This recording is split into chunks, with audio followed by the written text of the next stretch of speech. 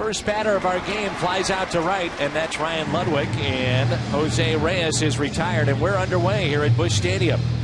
Glad you're with us. Kyle Loge gets the start for St. Louis, and a look at his last pitch to the leadoff man, Jose Reyes. Well, gets him jamsing, a little pop-up out to right field, and a good start for Loge, who usually, when he pitches here, usually means a Cardinal victory.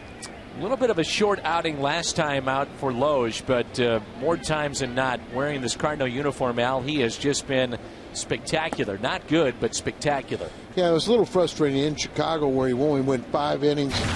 He left 5 runs. You can see his record is 2-0 on the season, a good ERA, even with that poor outing. An opponent's only hitting 176 against him. And those numbers brought to you by Marshall Wireless. We saw Alex Cora part of a double switch late last night, and he'll get the start today. Castillo is on the bench for Jerry Manuel. The Mets trying to avoid a sweep. That's on the inside corner.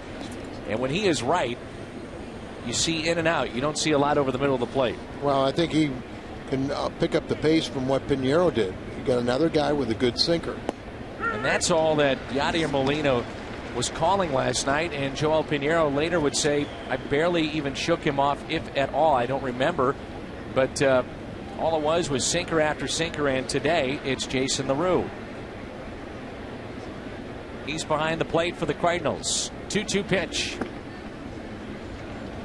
Keep the ball at the low part of the strike zone.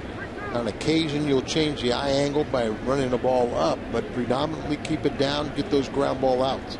Pinheiro didn't have a recorded strikeout, but an awful lot of ground ball outs. It's a gorgeous afternoon here in St. Louis. 74 degrees here in town. The summer is just around the corner, so we have a few weeks before that, and it is beautiful. Pinheiro late in that ball game yesterday where he went 8+ innings, retired 13 consecutive batters, and really set the tone. And it wasn't strikeouts, it was pitching to contact, and that's one of the reasons that his pitch count was low. This is out to right center, and it hops over the wall. A ground rule double over the head of Ricky Ankiel, and Cora is in scoring position here in the first. Let's take a look at this Mets lineup. It's a good one, and that's why you give the Cardinals pitching staff credit in this series. Reyes, Cora, Beltran here in the first. Delgado, Wright, and then Gary Sheffield, his 500th career home run against the Brewers this past week. Ryan Church, Omir Santos, and Livan Hernandez. And a little surprising that Joey Cora, hit that ball, or Alex Cora, excuse me, hit the ball as far as he did. Not noted for power, and got the head over the head of Ankiel. What is going through the mind right now of Kyle Loge? Because Carlos Beltran has just killed him in his career. He's 18 for 34, a .529 batting average. He's got 3 doubles, 4 home runs. He's walked 9 times. First base is open, even though it is here in the first. You've fallen behind now, 2 balls, no strikes. Again, it's early, but do you think about just not even pitching to him? Well, as a pitcher, a lot of times you don't want to concede anything like that, but you're well aware of what he's done. The worst thing you do is fall behind the count, and you make him that much more dangerous. And that's a strike. 2-1. On deck is Carlos Delgado. What you got to do is just throw the ball down, allow him to hit the ball, and hopefully it's on the ground. But as a pitcher, Al, there are certain guys that just have very good success against you for one reason or another, and you worry about that. There it is, the base hit by Beltran into right. Cora is going to be held up at third. So now 19 for 35 is Beltran against Kyle Loge. Good strong throw from Ludwig. Yeah, just get that ball aggressively, get it back to the infield, you'll stop the runner. But that is also the 6th hit and 8 plate appearances for Beltran in this series. But Alex Cora cannot score, so you still have the double play in order. You've got a way to escape this inning. And it brings in Delgado. Interesting scenario here with the shift on with Delgado, but Barton, the third baseman, can't play as far over, can't go to the shortstop position where they were playing in the previous 2 games because he's got a runner at third base. Delgado already with 14 RBIs. That's in the top 5 in the National League. And he looks at a ball a little bit low. Some of these pitches aren't missing by much here for Kyle Loge. Glad you're with us. Dan McLaughlin, Al Hrabosky with you and our Fox Sports Midwest crew. Runners at the corners. The shift is on here for Delgado. Ryan Barton is at third, trying to keep that runner close.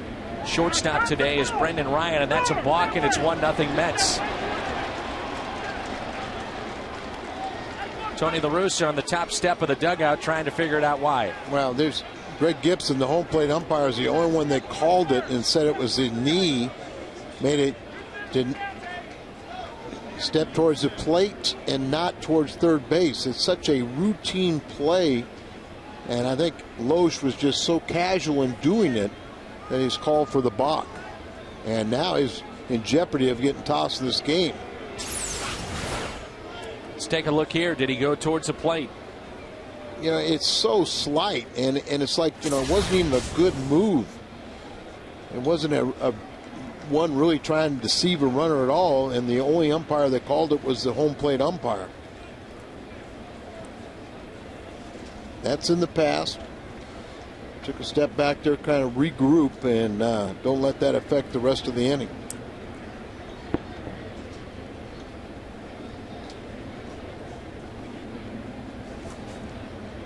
So 1-0 on Delgado after the balk by Kyle Loesch and a 1-0 lead. Delgado hitting .278 this year. Runner at second now. And a swing and a miss. Some day baseball around the major leagues. Royals and Indians, Brewers, Phillies. Keep an eye on those two games. The Mets already have struck first with a balk by Kyle Loesch. You know, more times than not, it needs to be pretty pronounced towards the plate. I'm not sure we saw that. Yeah, well, that's what I'm saying. And, you know, if you're trying to, you know, put an A move out there and you're trying to really deceive a runner, that's one thing. But when you're really not in a running situation, you're just kind of doing it half-heartedly. You know, sometimes you kind of question, is that the right time to call it? And it was, you know, borderline at best. Greg Gibson, our home plate umpire, and this is hit out to left center. Over to get it, and Keel. He'll make the catch. They won't test his arm. A little snow cone there at the end of it, as I think he was looking to see if there was going to be a throw. Look at the Cardinals defense behind Loesch today. Rasmus, another start. He's in left, and Keel and Ludwig. Barton, Ryan, Schumacher, and Pujols along the infield. And Loesch and LaRue the battery. Cardinals off to a very good start here at home in 2009. And you just saw the graphic. 11-3 are the Cardinals for Loesch here at home. Kind of took his eye off it a little bit, up in the high in the webbing, as he looked to see if he needed to make a snap throw. Here's David Wright with Sheffield on deck. You could see where this offense, you know, over the course of 6 months, is going to be very good. When you have Reyes and Castillo, Beltran, Delgado, Wright, you mix in a Sheffield, some pretty big names. Well, they got that, you know, the speed of Castillo and Reyes. You know, got good RBI in the middle of the order. A little bit low, 1 ball, 1 strike. Hit the long ball. This team's going to score a lot of runs. The thing is, now they're playing catch up here in the first couple of weeks because Florida is off to a very fine start at 11-4. Atlanta and everybody else, Philly, New York, Washington, all below the 500 mark. Yeah, but Florida just lost 3 straight to Pittsburgh. They were 11-1 when that series started. Pittsburgh a game out in the Central along with Chicago. Pittsburgh at 9-6. The Cubs at 8-5. The Cardinals already with 10 wins. They're 10-5. 6 straight wins here at home. Well, that's the thing. If you're going to have success, you have to win at home and hopefully play 500 on the road. Go back to 2004 under Tony La Russa. One of the best road teams we've seen in a long time here in St. Louis. 1-2 the count.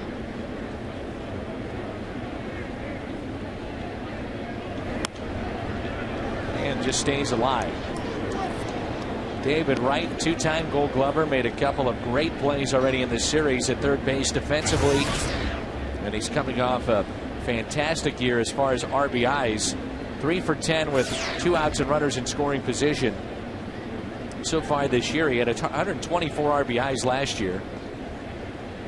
And and 267 at bats with runners in scoring position, most in the majors a year ago. You know, Dan, a lot of times you'll go down and you'll stand next to one of the modern players and you're just marvel at the size. David Wright is a little bit surprising because you would think he'd be so much bigger with his ability to hit home runs, drive in runs, but you know, he's not that big. He's just a very good athletic player. You know what it is, Hal? It's bat speed too. He's got tremendous bat speed. 1-2. Popped up. Shallow center. Who wants it? Ankiel coming on. It's called for, though, by the second baseman, and Schumacher will make the catch and holds on as he was knocked into by Ankiel. So Schumacher makes the play. Lowe's is trying.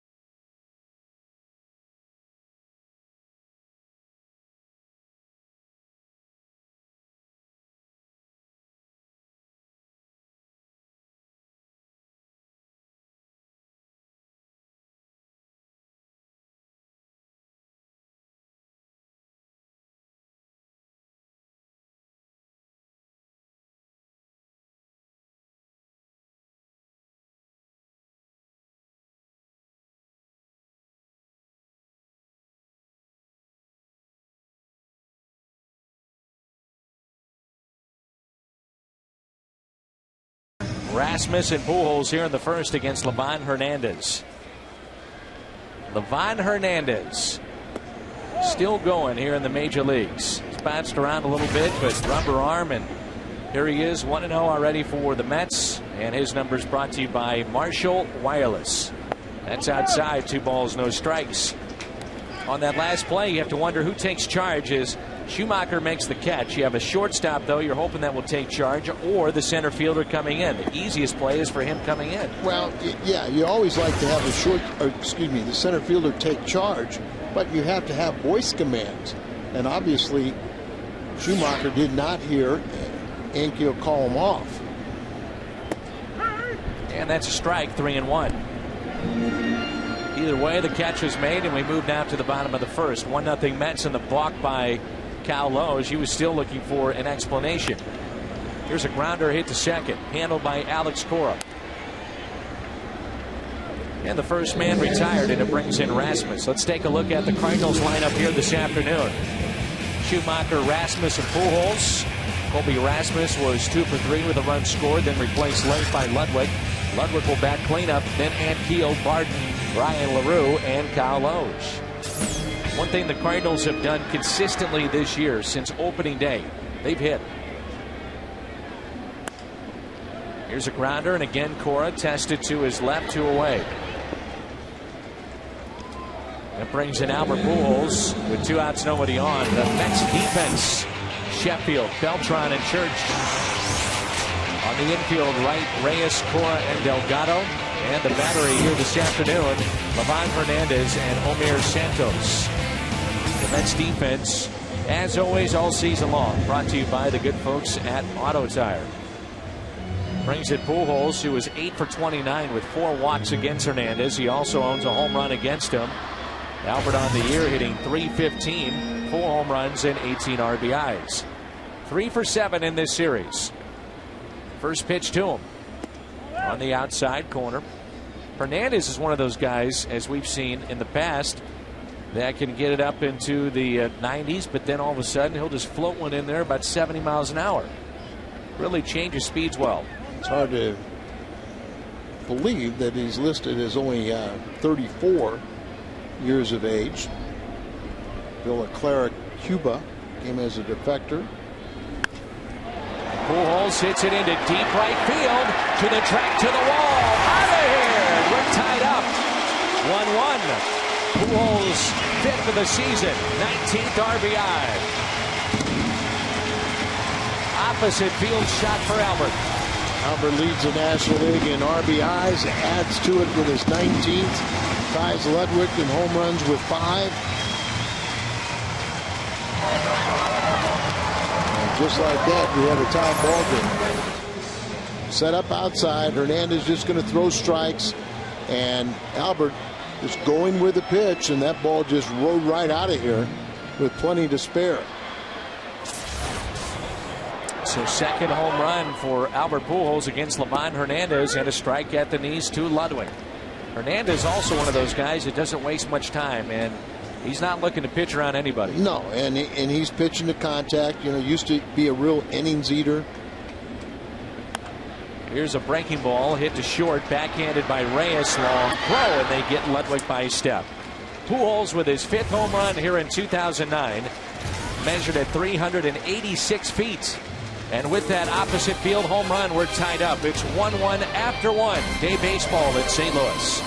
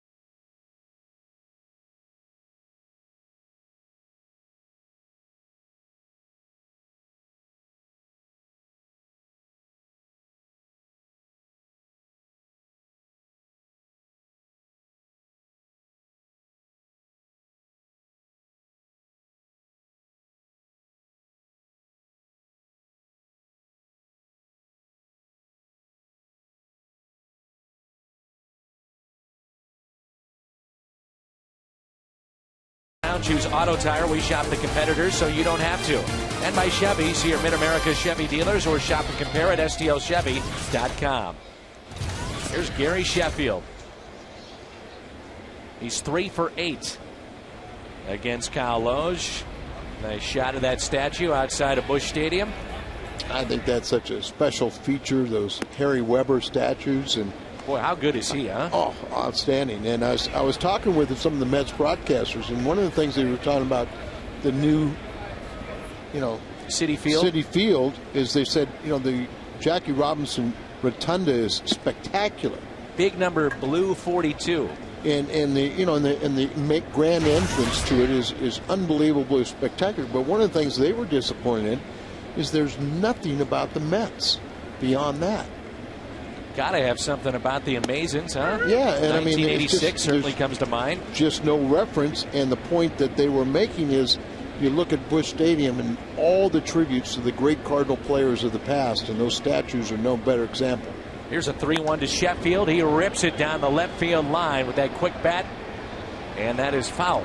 Touched by a fan, but certainly a foul ball. 3-2, and Still Gary Sheffield out with this timing mechanism, can get into some pitches. Yeah, he can just turn on a pitch. He's over 40 now. He's one of only 3 major league players to hit a home run as a teenager and then to hit a home run, you know, in your 40s. And of course, his last one was number 500. You know who the other 2 were? Rusty Staub and Ty Cobb. And you think about when he first came up, he was a shortstop. Sheffield, right center on the move. Rick Ankiel, can he get there? Dives! Oh, what a play from Rick Ankiel! Outstanding in center field. You know, sometimes today's players play for the highlight reel. Wow! And you see them dive when they don't need to. But that was flat out just an outstanding play. Raced back as far as he could, got to the point where he needed to dive just to get that extra extension, and that is as good as you can. And how many times do you see a guy catch the ball and then have it pop out when he makes contact?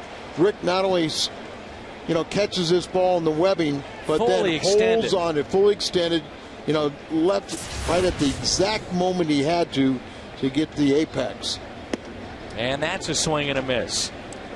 I mean, we just forget, and there are going to be kids that grow up watching the Cardinals right now that look at Rick Ankiel as a center fielder and as an everyday player, as in a guy that hits for power.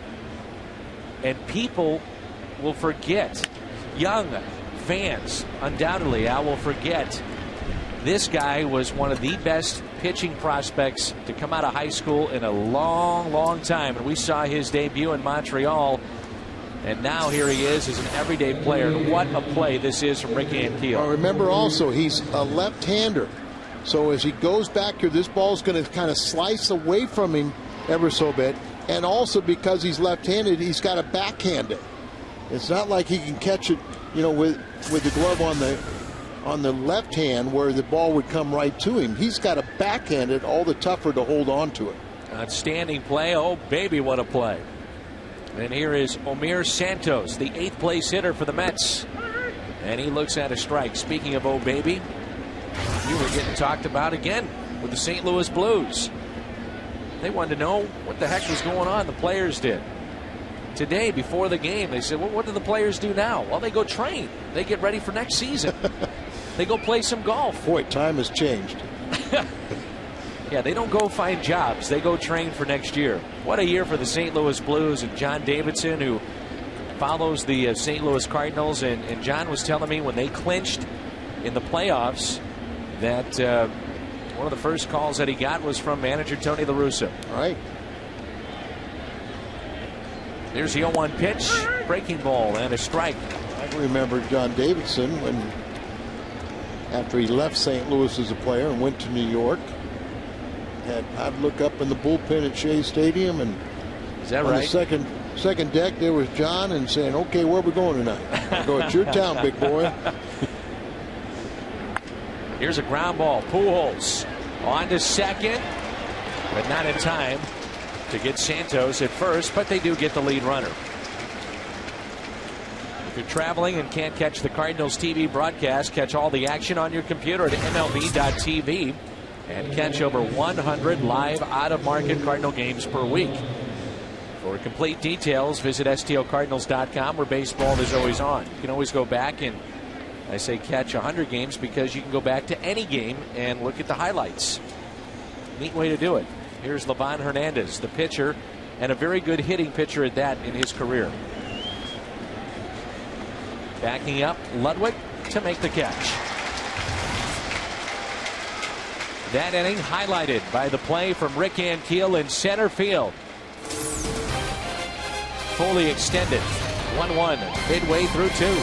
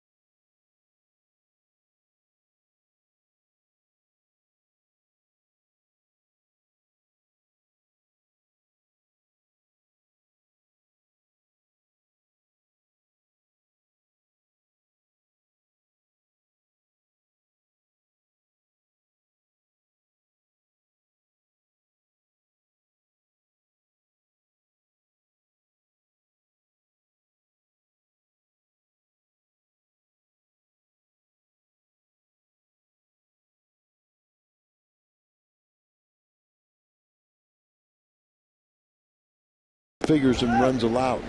And the Cardinals are pretty good with that on-base percentage and getting the first man on. So hopefully they can do that in this case. Here's Rick Ankiel, the 1-0 pitch. Gets underneath it. Into shallow right field, backing up the second baseman, Cora. And there's one away, and it brings in Brian Barton. Of course, in the first inning, things were reversed as Skip Schumacher led this game off with a ground ball, and then later on, Albert hit the solo home run. Here's Brian Barton hitting .391, 3 home runs, 4 RBIs. You forget he's only 28. Young man.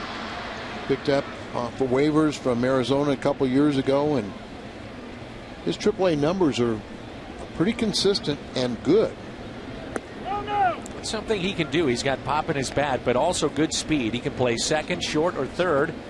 You saw right there the attempt, but then pulled back. But the possibility is there to maybe bunt his way on. And well, sometimes it draws the infield in a little bit.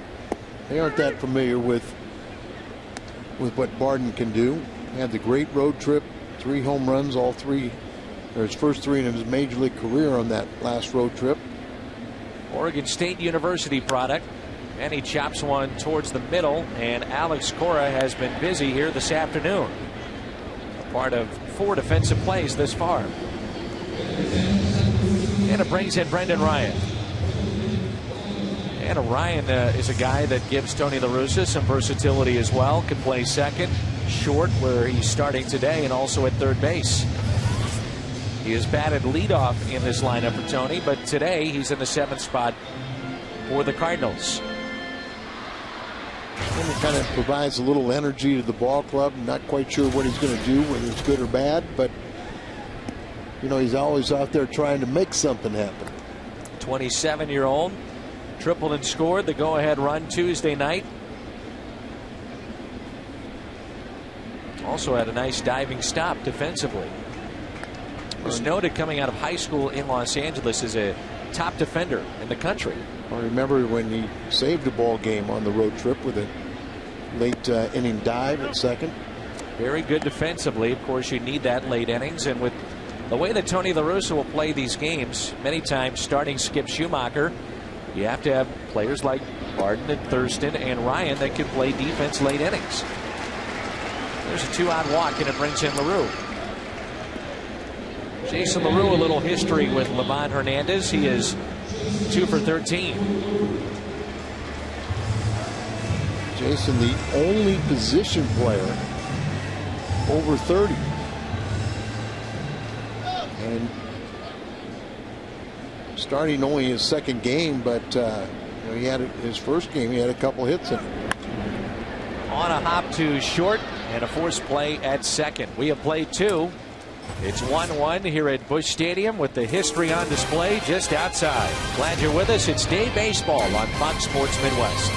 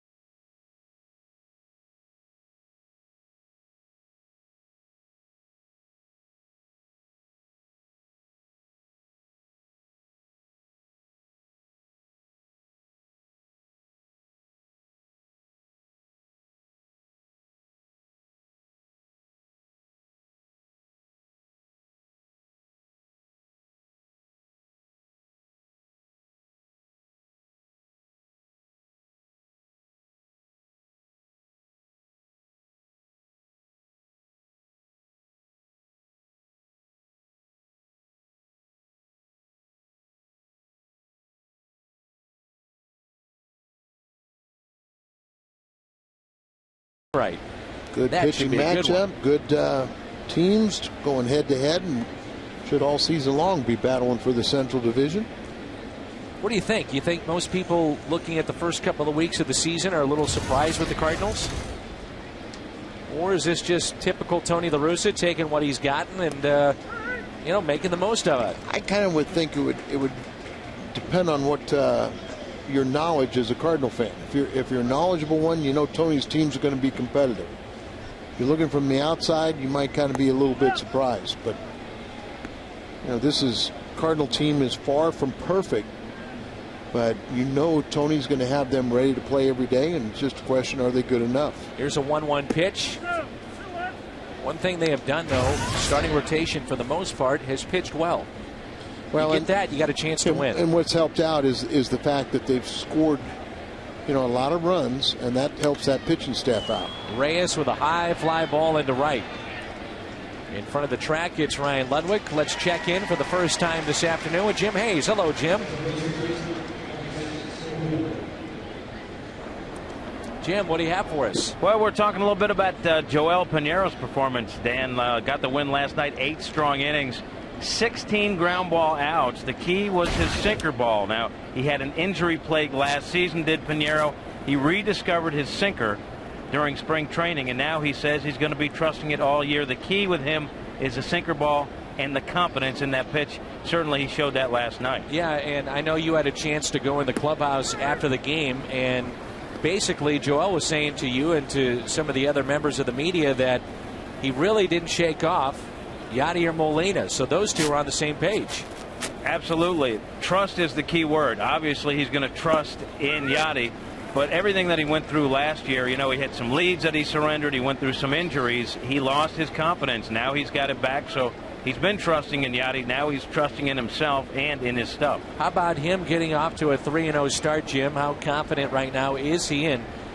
Technically at the start of the season, he was the number 5. If he's your number 5, you got a pretty good staff. Well, with the injury to Carpenter, certainly the guys at the tail end of the rotation have to pick up the slack. I think he's done that, but he had a very good spring. And here's a ground ball that's pulled foul. We'll check in with Jim momentarily. And I don't think people really understand that camaraderie or relationship between a pitcher and a catcher. That WL goes behind the pitcher's name. But when you're preparing to throw a pitch and you look in and that catcher puts down exactly what you were thinking, that just reinforces the. Good pitch. Tied him up in a strikeout, the first of the afternoon for Loge. Just reinforces that pitch, and obviously Kyle was thinking slider. LaRue calls for the slider, and he throws a good one. A couple of guys you know well. How about Gibson to Carver? Well, the interesting thing was they were on such a page that Bob balked a lot. For a guy that you would think, and oftentimes Bob would start his windup, look in for the pitch selection, and say, "Oh, Timmy, that's not it. That's not what I was throwing." He was throwing his fastball, and Timmy called the slider, or vice versa, and he'd have to stop and would balk. But it didn't matter; he could pitch around it. And you and Simmons, fastball, fastball, fastball. Well, he put down one about 6 times, and I said, "Yeah, that's the one I wanted." There's a strike at the knees, and it's Carlos Beltran. 2 outs. We're in the third. It's interesting sometimes such a great hitting catcher like Simmons, who really had no weaknesses but was a tremendous inside hitter. Beltran rips it into right field over Ludwig and off the wall. And it's a 2-out double here in the third. He's 2 for 2. Simmons.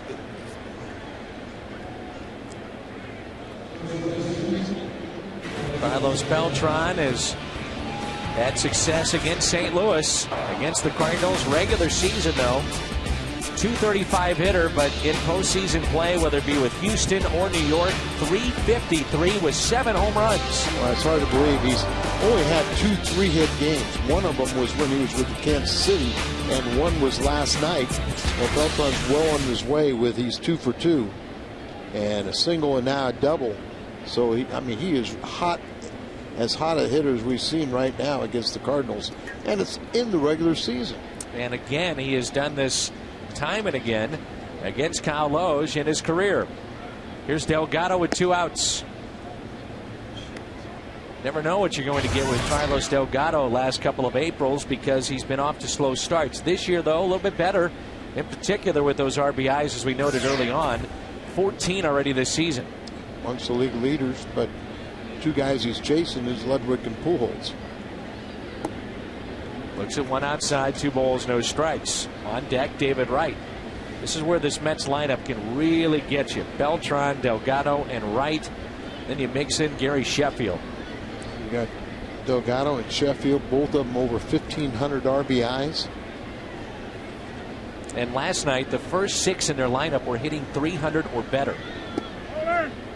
And yet, here's a team that's under the 500 mark. Now, the Cardinals catch a break. No Johan Santana, but their bullpen, as we've noted at the beginning of the series, came in highly touted after the money that they spent, and good numbers as well. Especially, they still have the best ERA in major leagues for their bullpen. And it took a hit after game 1. And that's ball 4. So a double and a walk. So first and second now for David Wright.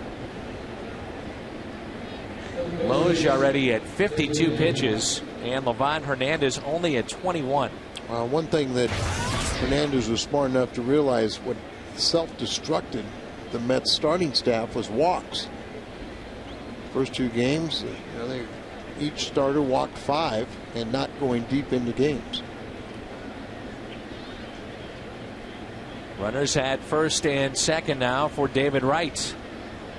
Coming off a terrific year last season, career highs in home runs, RBIs, and runs scored. He had 33 homers and 124 driven in for the 3-time All-Star and a 2-time Gold Glover. And out to visit, it's LaRue.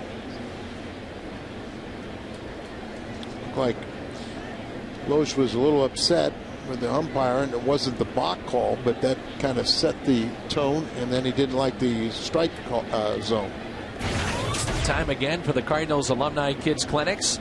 Boys and girls ages 7 to 13 can learn baseball fundamentals from former Cardinal greats Danny Cox, Rick Horton, John Mabry. Number to call 345-9891 or online at stlcardinals.com. 1 ball, 1 strike. Big Cardinal fan is Juanita Stone.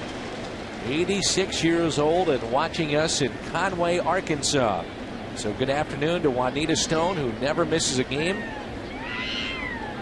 I know Terry Bright is proud of Grandma Juanita Stone. 1-1 pitch. Outside, 2-1. It is hard to sweep, and the guys were talking about that, Al, on the pregame show, Cal and Pat. The fact is, not only trying to sweep, but you're trying to sweep a team that many expect to get into postseason play. Very good team in the Mets. With Loge on the mound, you've got a good shot. Wright sends that one to the seats for strike 2. I'll make another one of those profound statements that you always enjoy. It's real hard to sweep when you lose the first game. Can't argue with that. Great stuff again, Al. Thank you, Dan. 2-2. When you win the first 2, you're in position where you know you've won the series and you have to get greedy. 2-2 pitch to David Wright. Just got a piece. For the most part, he has been held in check in this ballpark. Mets about hit the Cardinals 4-1 so far. We're tied up 1-1 here in the top of the 3rd. Against Loge, he is 6 for 15 with a home run. Popped out to second his first time up. 3 for 9 in the series so far for Wright. This is a big at bat. And he lines it into right field, making the catch, Ludwig. Loge out of a jam. He'll lead it off when we come back. It's 1-1.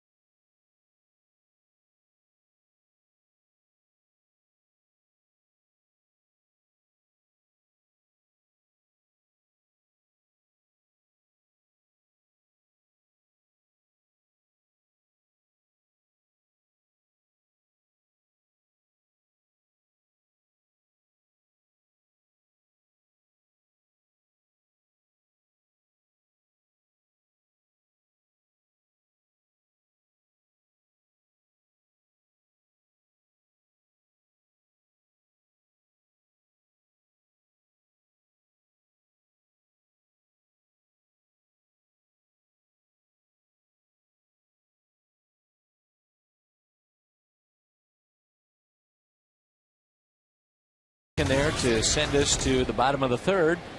And it was a line out, and Loge gets out of the jam. Last year for Livan Hernandez, he split time with Minnesota and Colorado. And Loge shoots one foul. 10-8 in Minnesota, 3-3 in Colorado. But this guy in his career has been an innings eater, going all the way back to 1998. That was his first year, first full year in the big leagues, 234 innings. 8 times he has been above 200 innings for his career. That's lined out to Delgado. Nice play. Let's go pitch by pitch, Al. Brought to you by Chevrolet. Remember, you have David Wright. There's 2 men on. So he starts him out with a slider off the plate. Comes back with another slider. This one doesn't get far enough away. Sinker that's down.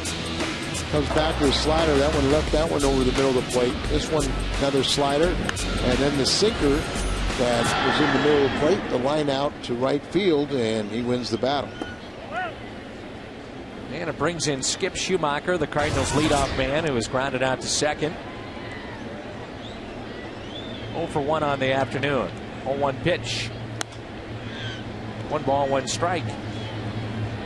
You mentioned Hernandez doesn't throw as hard as he once did, but he'll work both sides of the plate, master changing speeds, and you're a little bit off balance. Get the feeling that Skip is getting more comfortable defensively at second base. That takes an odd hop, but Delgado is there to tag out Skip.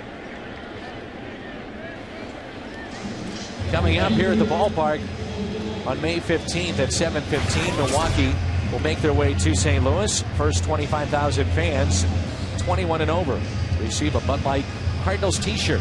Well, tickets go to STLCardinals.com. You get that impression, though? I mean, you watch Skip taking the ground balls and BP, and obviously in game action looks pretty comfortable. Yes, I don't worry about him at all anymore. Hard worker, puts in his time, and the coaching staff, you got to give them a lot of credit too.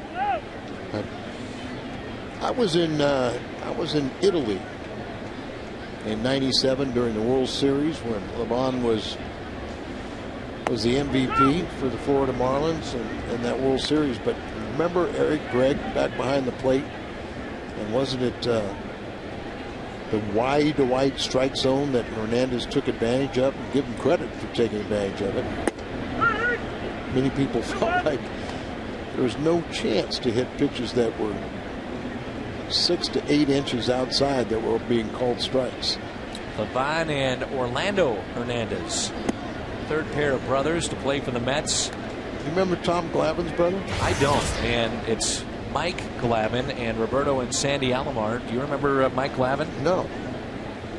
Tom Glavine, of course. Sure. This is well hit. But that'll stay in the park in front of the track, and the catch made by Sheffield off the bat of Colby Rasmus, who is 0 for 2. 1-1 after 3.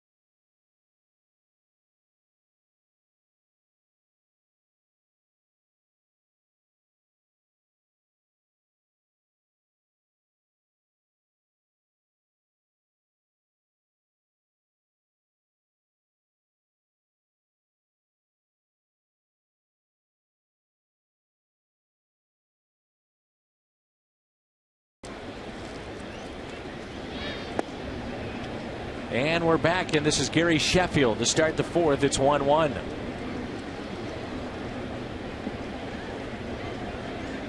Sheffield, Church, and Santos for the Mets against Kyle Loge. Gary Sheffield was robbed by Ray Ankiel his first time up on one of the best defensive plays we've seen in all of baseball this year so far.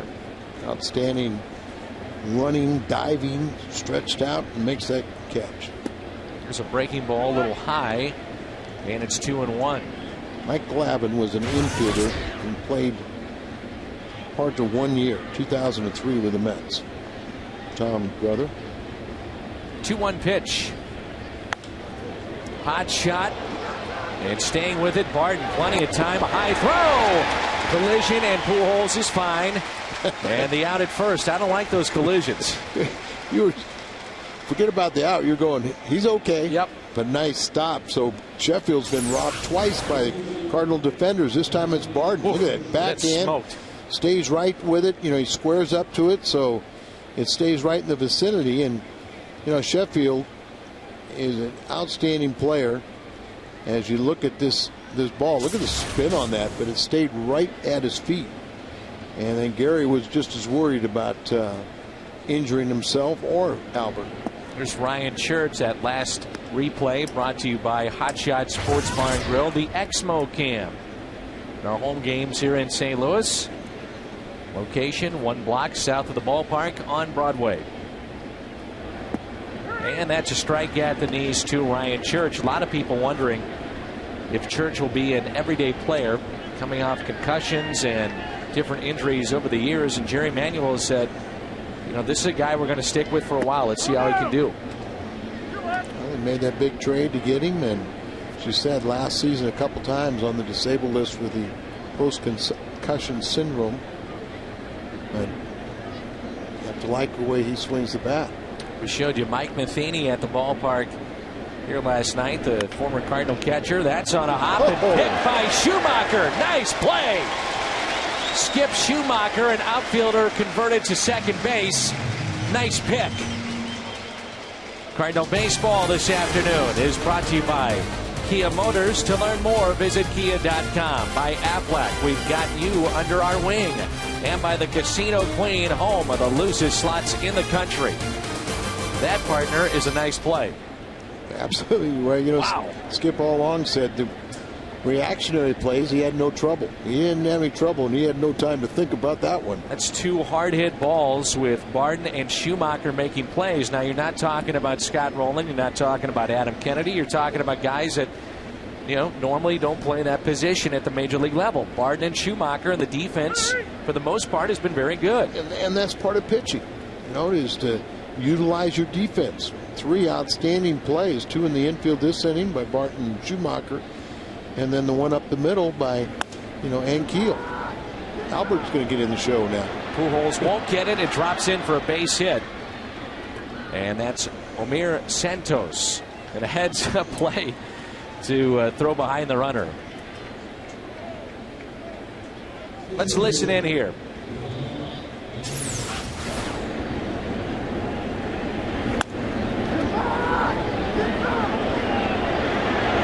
To get back right off the bat. Sometimes you're in that dugout, you can get a better read than the angle. You can just see that it's going to get over the head, and you know you have to get back. Hernandez, you talked about, he can swing the bat. Lifetime 233 hitter, 9 home runs, and 75 RBIs. First time he flied out to right. Dealt with some injuries a year ago. Very good years in Florida, San Francisco. Bounced around a little bit, as we talked about with Minnesota and Colorado a year ago. That's into the seats and a souvenir. Day baseball here in St. Louis at Busch Stadium. Hernandez 0 for 1 with a fly out back in the second. Fans are so outstanding that support the St. Louis Cardinals year in and year out. Bad weather, hot weather, it doesn't matter. They are here. A big crowd here this afternoon. Barton with it, cuts it off, force play at second. Midway through 4, we're tied up at 1-1. Little help behind Kyle Loge. Barton on a hot shot off the bat of Sheffield. Skip Schumacher with the pick. 1-1 here on Fox Sports Midwest.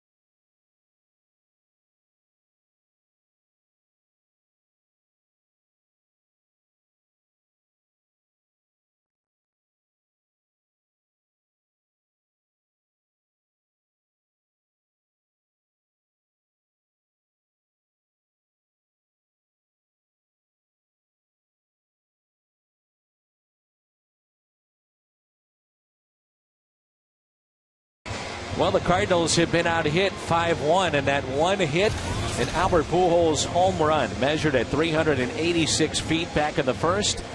1-1 game. Kyle Loge, Livan Hernandez, the Cardinals, and the Mets here on Fox Sports Midwest. Pujols, Ludwig, and Anquillo. We talked about the middle of the Mets lineup, and from their perspective, pretty good middle of the lineup when you talk about what the Cardinals bring to the table, too. Absolutely, especially when you put two very potent bats back-to-back, Albert and Ludwig. Very slow breaking ball. That's what we were talking about earlier. You know, he can do that. He'll really slow it down. You see the Firestone leaderboard, runs batted in, Pujols at 19 already. And he's tied for the league lead with Ludwig and Gonzalez and Ethier, and Soriano and Ibanez with the 5 home runs. Pujols hits a hot shot off the glove of David Wright, and a base hit for Albert Pujols.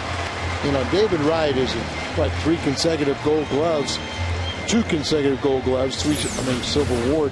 But this wasn't it was the same ball that Barton just pitched and recorded an out. Here it'll be scored a base hit, I'm sure, and there's a Gold Glover that couldn't handle it.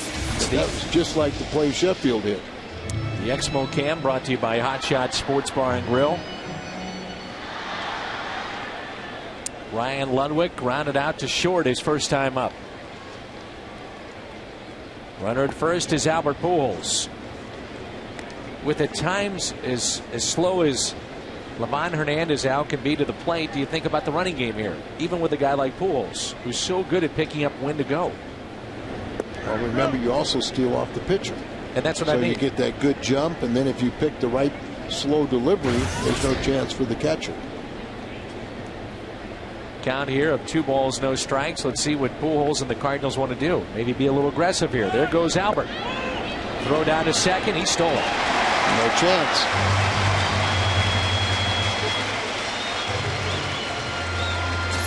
Got to keep him close at first. Almost a walking lead. And you see how big that jump is. Got a breaking ball. And no chance for our young catcher, Santos. And that's the one thing about Hernandez. Maybe a little bit of a predictable pattern at times. Well, and not only that, but he's a ground ball specialist. So if Ludwig or any batter hits it on the ground, you got a good chance of turning 2, so you'll want to have the running game. Now if you're Tony La Russa, you only have 2 hits against Hernandez, both off the bat of Pujols. A 3-0 count with an all-star from a year ago. Turn him loose.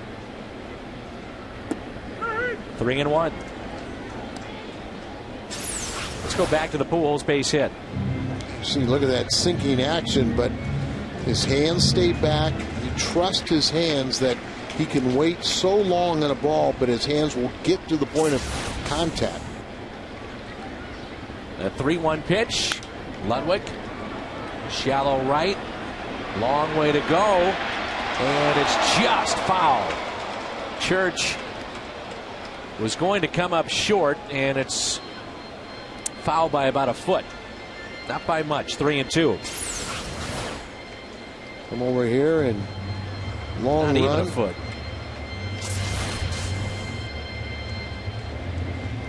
Ludwig was part of the festivities yesterday to officially launch the All-Star Summer here in St. Louis. You see Pujols 47 for 73, 64%, and 2 steals already here in 09. Not, a good percentage.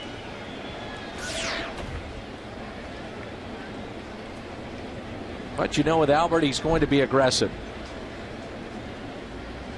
And Keel on deck. Here's a 3-2. And Ludwig out in front pops it up. One thing you wanted there is at least a ground ball to the right side to advance Pujols to third.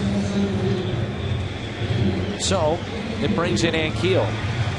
Rick Ankiel at 204, and he has made a dazzling play here this afternoon. If you're just joining us, you see the dirt in front of his jersey. He made a diving catch in right center, took an extra base hit away from Gary Sheffield.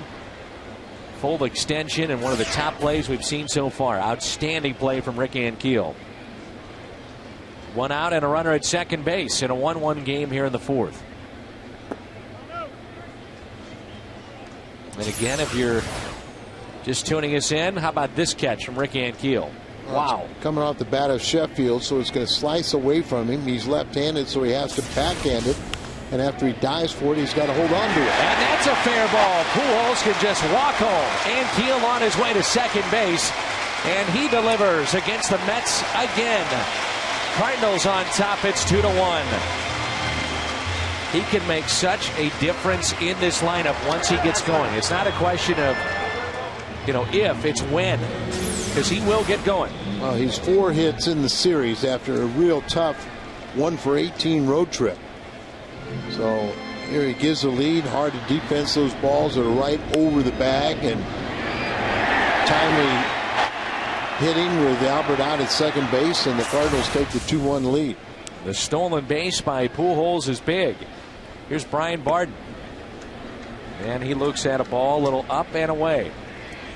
Barden first time up, grounded out to second. Cardinals with their first lead of the afternoon, 2-1. Remember in game 1, Rick Ankiel had a 3-hit night, including the game-winning RBI. And last season against the Mets, he was very good, hit above 300. Was slowly hit but foul. Unfortunately for the St. Louis and David Freese, because of Barden and because of Thurston, really nowhere to play for him.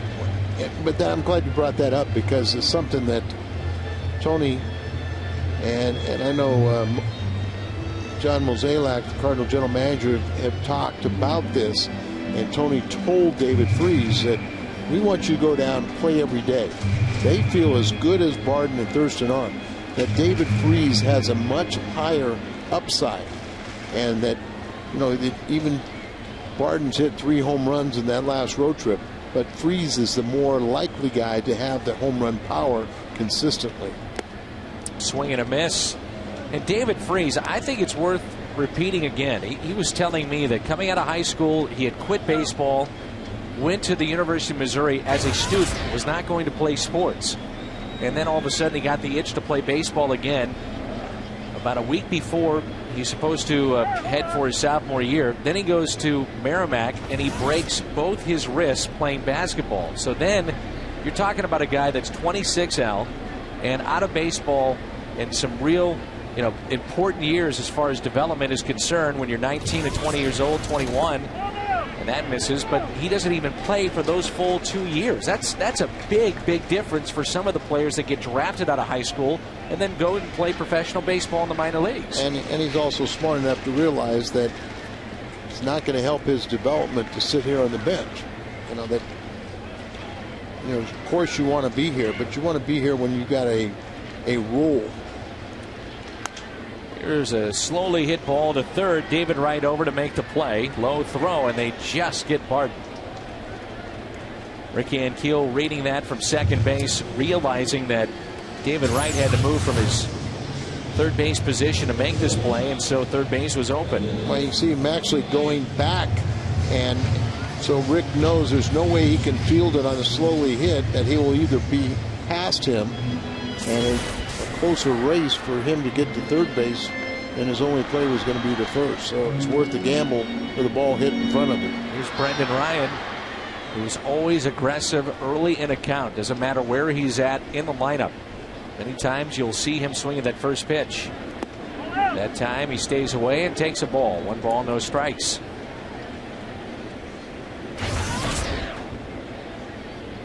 I know the Cardinals have talked to him about trying to be a little bit more selective, because you know the scouting reports, with all the video out there, be around the plate, he might go after it, and it might be your pitch instead of his pitch.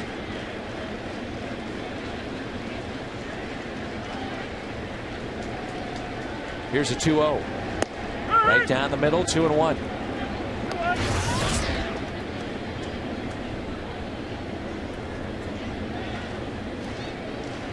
First pitch swings. You see already 11 of those.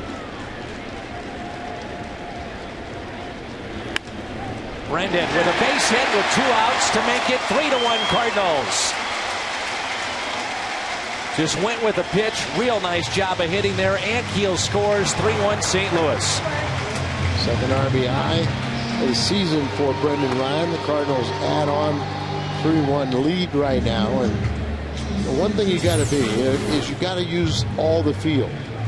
You know, sometimes when you go up there swinging early in the count, you're trying to pull everything.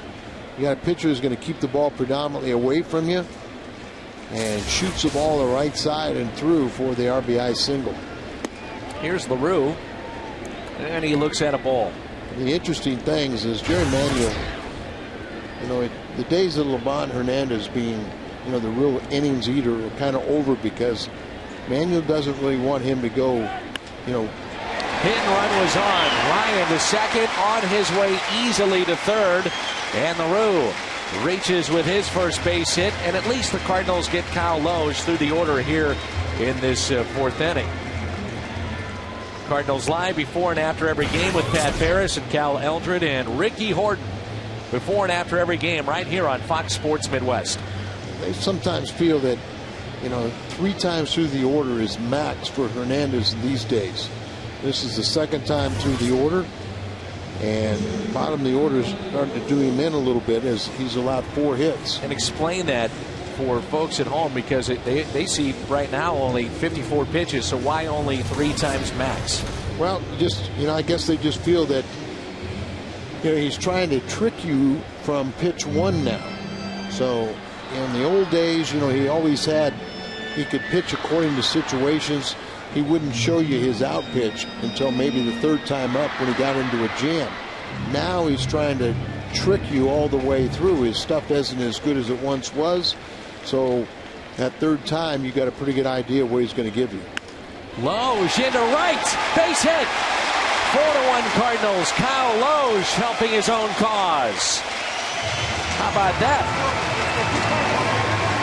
As I said, ever since Tony La Russa has come to the big leagues, or come to the National League, excuse me, he has said, well, the pitcher's got a hit, so we're going to give them plenty of time. Kind of a hanging breaking ball, just a nice little controlled swing. The RBI single for Loge is first of the year. But, you know, if the pitcher's going to hit, Tony's tried to use that as a weapon, and he's given his pitchers a lot of hitting time, more so than any National League manager I've ever been around. They start to stir now in the Mets bullpen, and it's 4-1 Cardinals. 5 hits in the inning, 3 consecutive with 2 outs.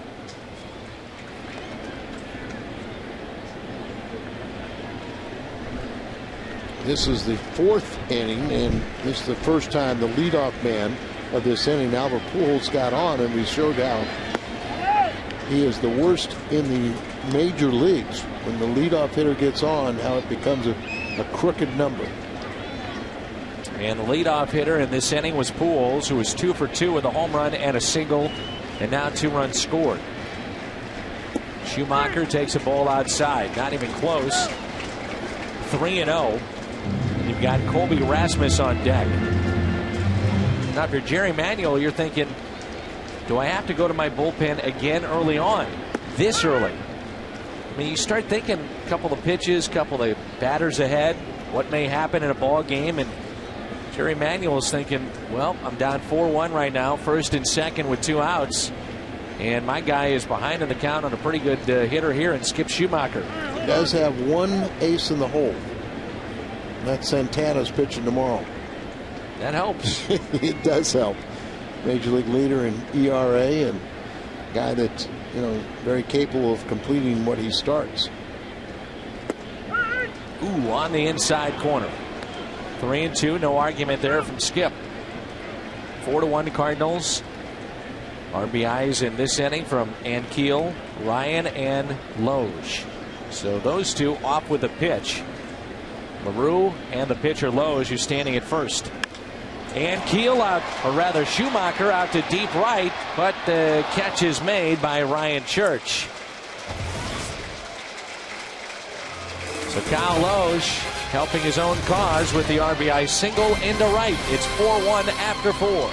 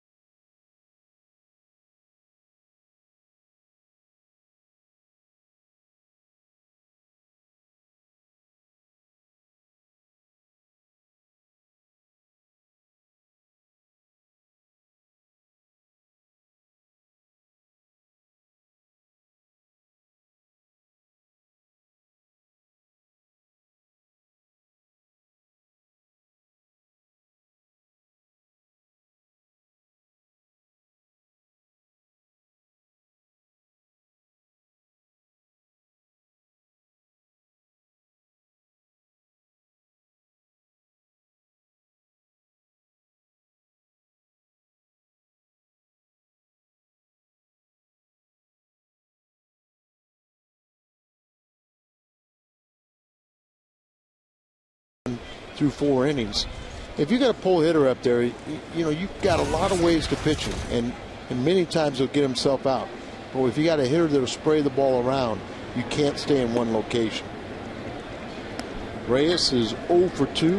He's flying out to right his first 2 times up. One of the most exciting players in the game.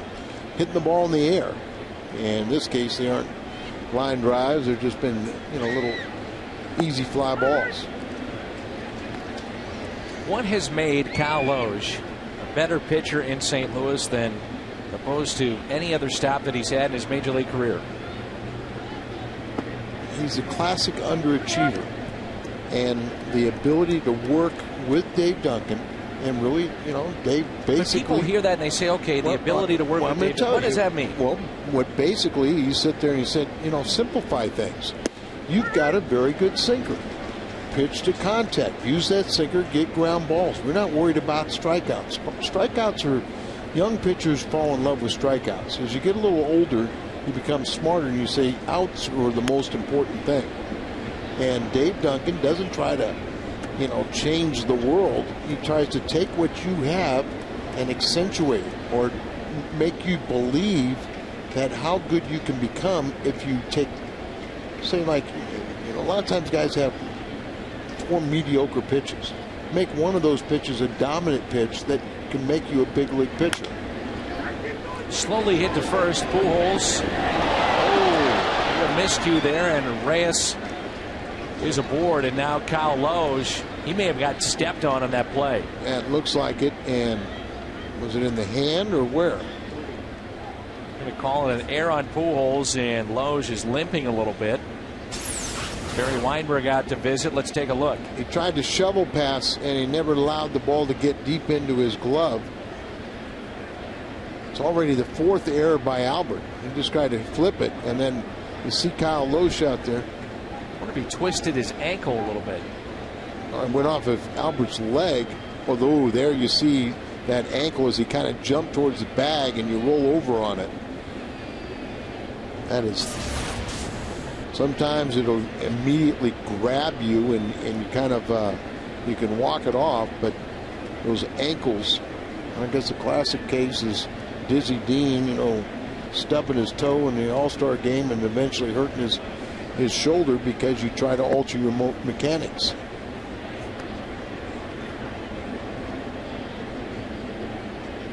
It's already the 4th error by Albert Pujols. Yeah, and you we always said think that. That's pretty surprising. Should be a Gold Glove candidate every year. Well, Loge says he's all right.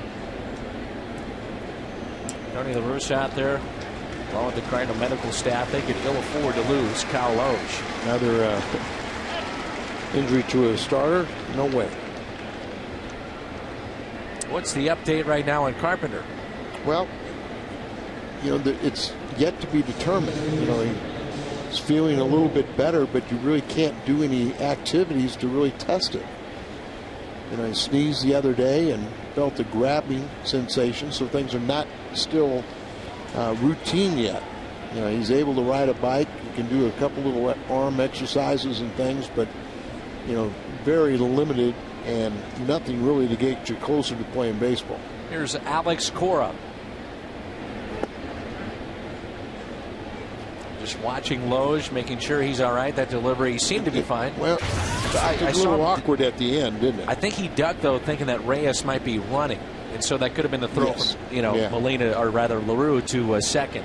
P.J. Walters is warming up just in case there's an issue with Loge. P.J. would be the long man in that bullpen for the Cardinals. Boggs is going to get the start on Saturday. Cubs are in town tomorrow night. We're looking forward to that one. 2 balls and no strikes here on Cora, who has doubled and also struck out. How about a double play right here? There's a strike. So P.J. Walters getting loose in the Cardinal bullpen. He made a start at Wrigley Field last week. Got off to a rough start, but then settled in. It was on Friday in his Major League debut. Loge would love the double play here. And he'll get the ground ball, but it's to right field. So the first 2 have reached.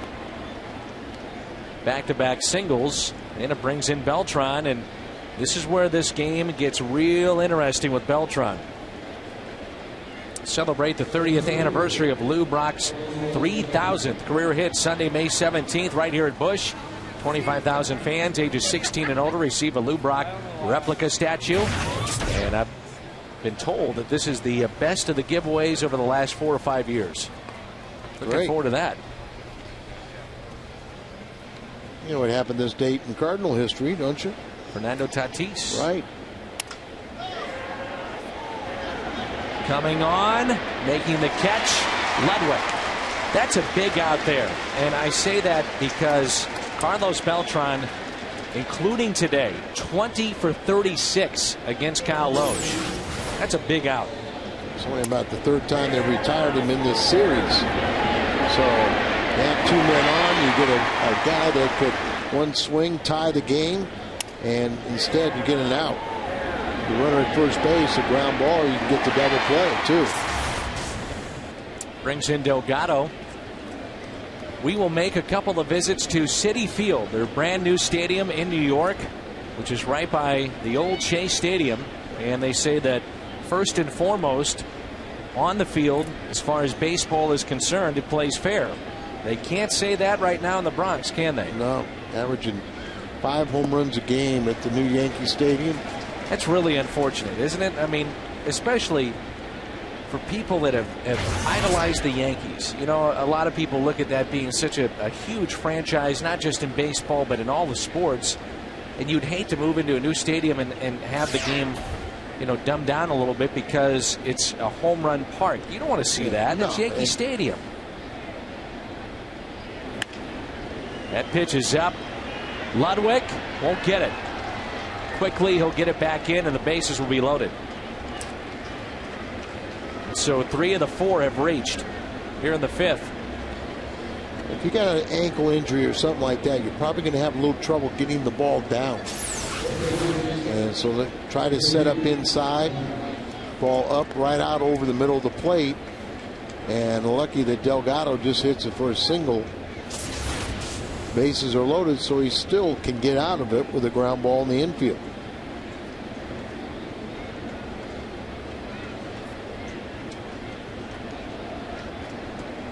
So bases loaded, Cardinals leading 4-1. We're in the top of the 5th, and here's David Wright, very dangerous. Lined out to right his last time up, and he looks at a pitch right over the middle of the plate. Slider just right there. I might say I'm going to look for a fastball, and it was a breaking ball. 0-1 driven into right field. That's a base hit. Ludwig coming on, and he'll make the throw in to the plate. A strong throw to LaRue, and it cuts the lead to 4-2. That's 4 base hits for the Mets here in the 5th. And an RBI for Wright, his 6th. That's a slider, you know. I mean, you're not seeing that sinker, and that ball's staying up. Here's the injury to Loesch. Look at that ankle as he kind of turns over on it, rolls up the ankle, and then since then he's faced 4 batters. 3 of them have reached with base hits. Tony La Russa, you're a little concerned, along with Dave Duncan, what you're seeing here. Well, and Kyle's trying to stay in there. He must qualify, finish this inning to qualify for the win. A couple of ways to look at Sheffield. He's a guy that certainly is dangerous with 500 home runs, but hits the ball right on the button, and a chance to get a double play here too. Got to be a Hall of Famer with not necessarily 500 home runs, but he's going to have over 1,700 RBIs. It's 2 strikes. Did not like that. But again, though, Al, you have to talk about the cloud of the steroid era and what players get in. And that's going to be the concern of many players. Here's the 0-2 pitch. Here's a ground ball. Can they get 2? On to second, 1, first. Got him, double play. 6-4-3 with the bases loaded. Sheffield up and only 1 out. And Loesch gets out of it. 6-4-3 on the double play.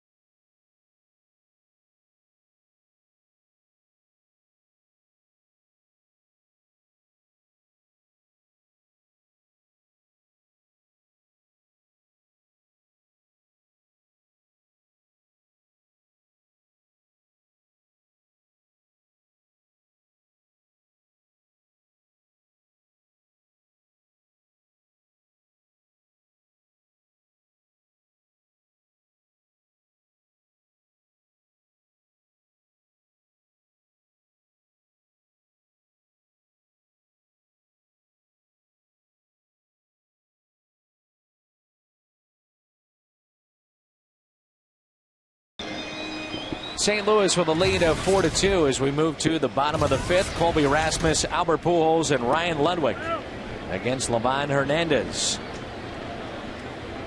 First pitch taken a little bit low and outside. Rasmus is 0 for 2, back in the starting lineup today.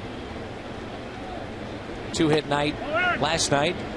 How about your thoughts on Colby so far? Such a highly touted prospect. Well, I think we just have to see more of him.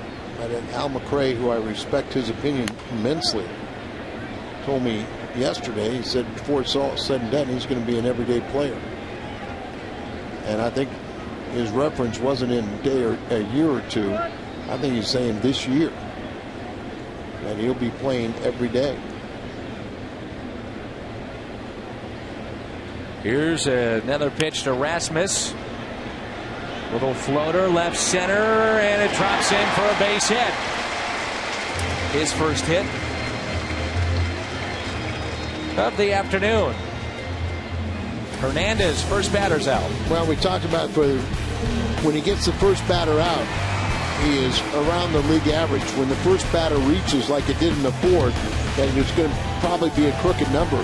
And the Cardinals scored 3 runs in the fourth. The 1 run they scored in the first was the solo home run by Albert, the 3rd hitter.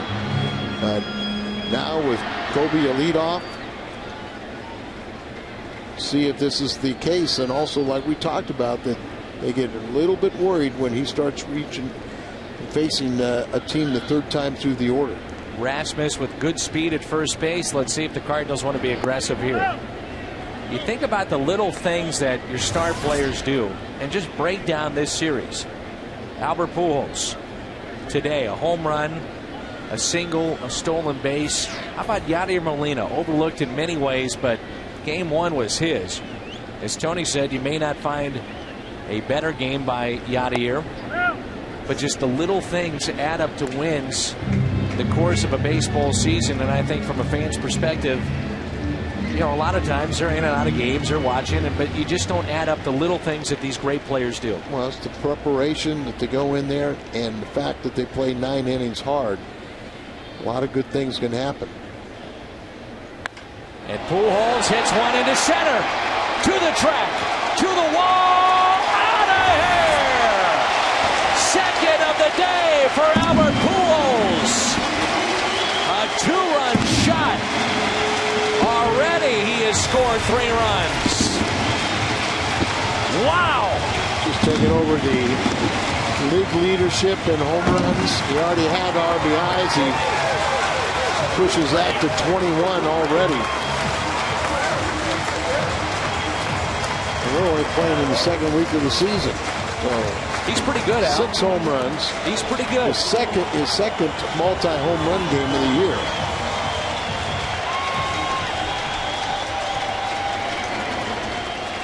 The kiss of death, allowing that first batter of the inning to reach.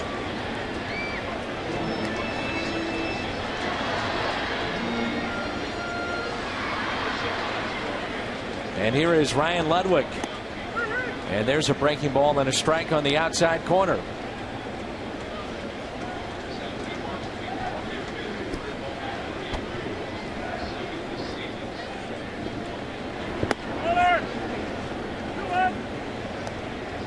Two and one on Ludwig, and a no-doubter here from Pujols. Look at the balance right there. The lower half, we always talk about how the head is steady, the hands are always back, but that body, the lower part of the body, is virtually no movement until the point of explosion.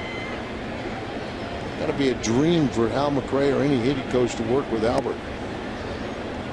And they do work with him, because that's the one thing he always does, is he works extremely hard, and his preparation and preparedness is remarkable. You will hear a bite from Al McRae in an interview that I conducted with Hal yesterday, talking about exactly what you're talking about, how quiet the hands are when you talk about Albert Pujols, that controlled fury, if you will, and the balance that he has at the plate as well. Well, just look at him right there. Lifts the leg up, puts it almost back down the same spot, but he's right there. You could kind of push him and he wouldn't fall forwards, backwards.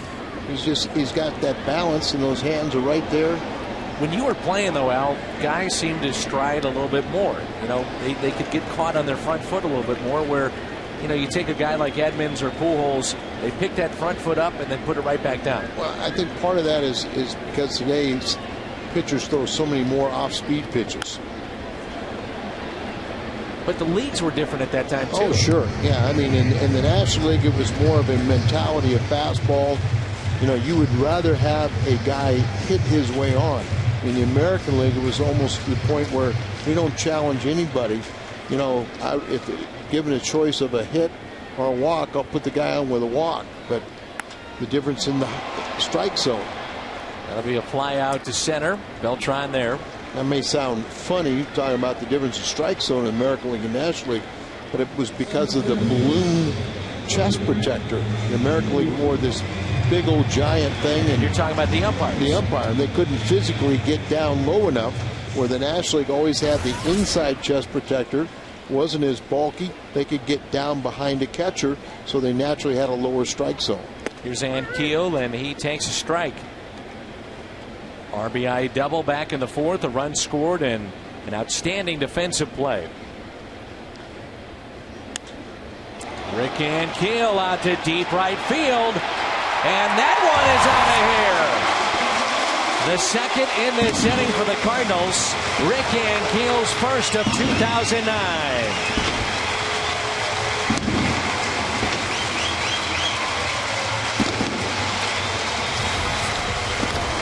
Was the knockout blow as Hernandez has been knocked out of this game. They're going to go to Stokes in the bullpen, and Loesch could be through too, as the Cardinals have got the big lead. Fastball out away from him, and he hooks it. And Ryan Franklin, well, he's more of a spectator, but Rick's first. He hit 25 last year in the injury-shortened season, and that's the first of many to come.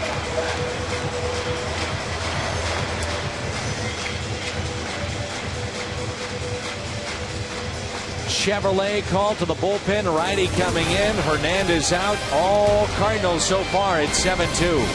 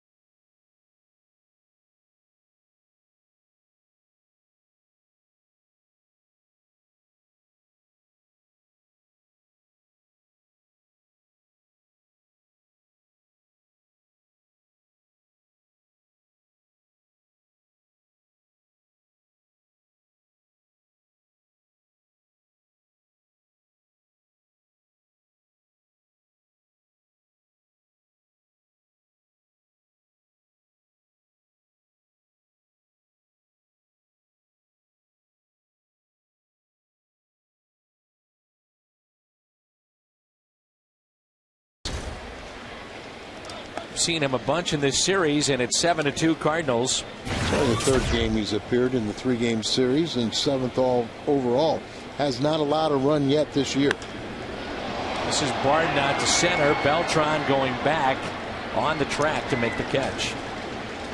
So Livan Hernandez 4 to third, 7 runs, all earned, 9 hits. He walked 1, no strikeouts, and he allows the 3 home runs.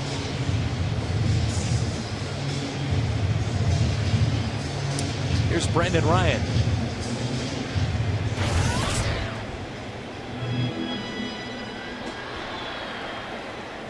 Brendan Ryan has been on base twice. He has walked and also an RBI single back in the fourth when the Cardinals picked up 3 consecutive hits with 2 outs in that 4th inning. One thing we have learned about this Cardinals team, Al, they can flat out hit so far. So far, so good. And because of the big lead and because of that potential injury to Loesch, his day's going to be through. P.J. Walters continues to throw in the bullpen. Says he's ready. And, I think you take Loesch out, he qualifies for the victory now, and you get some attention to that ankle. Here's a 1-2 pitch. 2-2.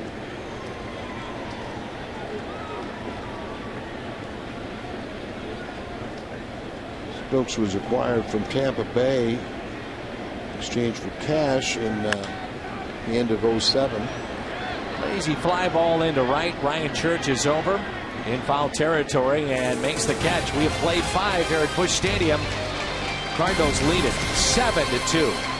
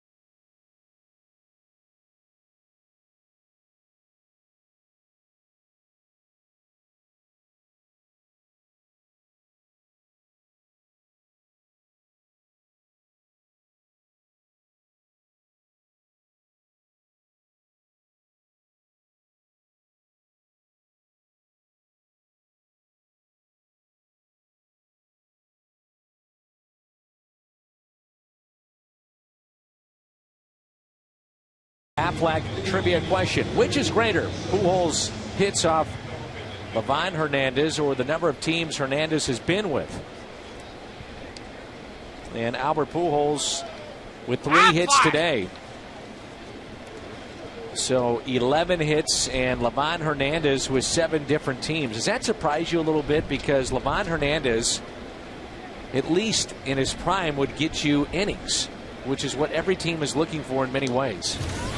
But it doesn't surprise me that he's bounced around as much as he has. And the reason especially why? the last couple of years. Yeah, last couple of years, I guess, makes sense, right? Yeah. See, what P.J. Walters, my concern is, as our Chevy called to the bullpen, P.J. comes out, is can he be efficient coming out of the bullpen right away? We've seen as a starter, and I'm not only talking about last Friday, but the game he pitched for the Cardinals against Memphis. That first inning or two, he really struggles. And a line drive out to right, backing up and off his glove. And now Ryan Church on his way to second, off the glove of Ludwig. Well, it has to be a 2-base error. He misplayed it, misjudged it initially as he kind of drifted back, and they give it a 2-base error. You know, he off the bat, he kind of came in, misjudged it. He wasn't sure how far he'd see him coming in. Now he changed direction, and then it goes off his glove. And I'm sure Ryan will tell you that he should have caught that ball. The thing about PJ is that he doesn't throw hard. And there is a little wind here at the ballpark, but he doesn't throw hard. And if his changeup isn't right, he's going to get knocked around. He's not going to overpower you. I've seen him throw pretty good sliders, though. You know, his breaking ball, you know, has some bite to it. There were times he, you know, even last Friday, that in those first couple of innings when he struggled, you know, he made some very good pitches. He just didn't make enough of them to retire hitters. Hard hit ball to second. Skip Schumacher with the play. Productive out for Santos. Now, play where he looks real casual. Jeremy Reed is going to pinch hit.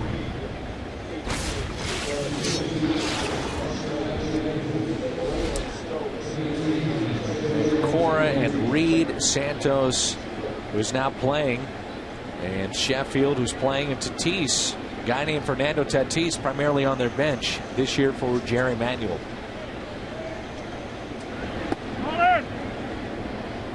1-0 on Jeremy Reed. Very good defensive player here. Came over from Seattle on that big three-team trade.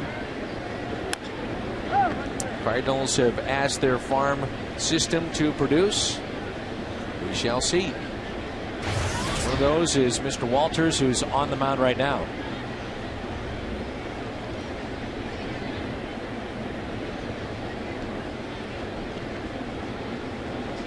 One out and a runner at third. Here comes a 1-1 pitch from PJ. Little bit outside, didn't miss by much.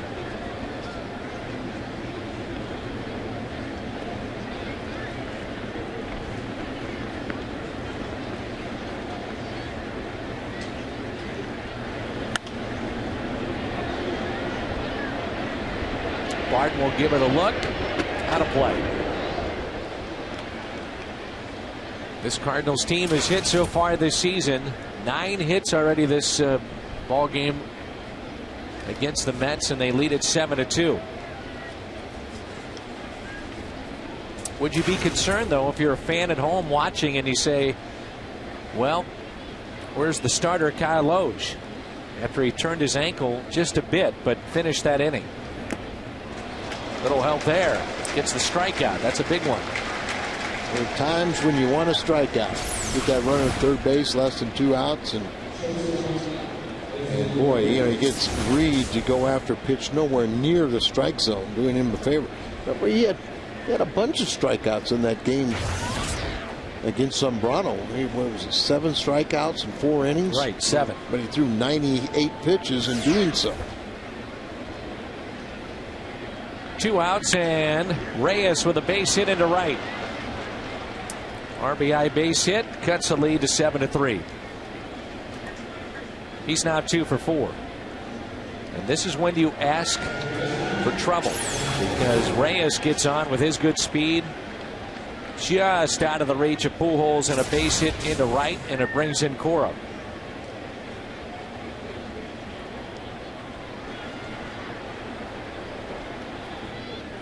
Cora with a couple of base hits. He is 2 for 3. Last night was the exception of the Cardinal starters getting the game beyond the 6th inning, as Pinheiro went 8+. So 2 outs and a runner at first. We're in the 6th. I think a big question right now in Major League Baseball, compared to when you played, the jump from AAA to the major leagues. Yes, it's a pretty big gap now. In my mind, the biggest jump years back was, could you make a jump between A ball and AA? If you could play in AA, it was just refinement, and you could get to the major leagues. But today, there is a huge difference between AAA and the big leagues. Well, PJ is known for his changeup, but as you mentioned, his breaking ball has been good. We saw him hit 90-91 occasionally on the gun. There have been guys that don't throw hard, a number of them, that can make it in the major leagues if you change speeds and locate. Location is the biggest thing. And you think about, I'll just give you 2 pitchers: a left-hander, John Tudor, and a right-hander, Bob Tewksbury. I was thinking Tewksbury for sure. Tewksbury threw 70% fastballs, but he could spot his fastball up and in, which set up all of his off-speed pitches. It's outside, and it's 3-1. Now the problem, if you're Tony La Russa, is that you want to give PJ Walters, a little work, see what he's got, but you're also trying to hold on to a 7-3 lead. Well, the bottom line is, you come into this game, and it was 7-2. Now the 1 run they scored is an unearned run with 2 base error to lead off the inning. But if you're going to be a long man, you've trained as a starter in the minor leagues, and you've got the runs to work with. you should be in position where you could finish this game. 3-2 the count on Cora with Beltran on deck. You wouldn't imagine it would be a long leash here for P.J. Walters. We will see, depending on what happens. That's pulled foul. Again, if you're Tony La Russa and Dave Duncan, you know, first and foremost, you got to win the game. Well, yeah, but I mean, same token, if you come in with a 5-run lead and you're asked to finish the last 4 innings, if you can't get deep into that game, and if it's close enough, it becomes a save situation. You know, you're not going to be in there. But if you can't do that, you shouldn't be here. And that's a walk. Inning started with an error by Ludwig. Cardinal fans, when it comes to tickets, you deserve Major League service. So go online to StubHub, the official fan-to-fan ticket marketplace of the Cardinals and the only site with Fan Protect guarantee. Out to visit Dave Duncan, and the Cardinals bullpen starts to get loose. That's the lefty, Trevor Miller. You're thinking about Delgado. This could be it for PJ. Right? Yes, but you know, I mean, that's. But why would you get him up? But why do you have a, you know? But that's it. You're not comfortable. You bring in a long man, and if you feel like you've got to get, you know, go to your bullpen in the first inning, you just waste it. And that's why you're worried about him, because of he hasn't shown us that he can start a game or come out of the bullpen and be efficient in that first inning or two. First and second with 2 outs, and that pitch is taken for a ball. Beltran with very good success against Loge. Singled back in the first, doubled in the third, and flied to right with 2 runners on his last time up.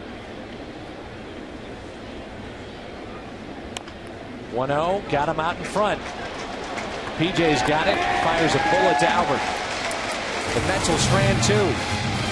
They pick up a run, and it's 7-3.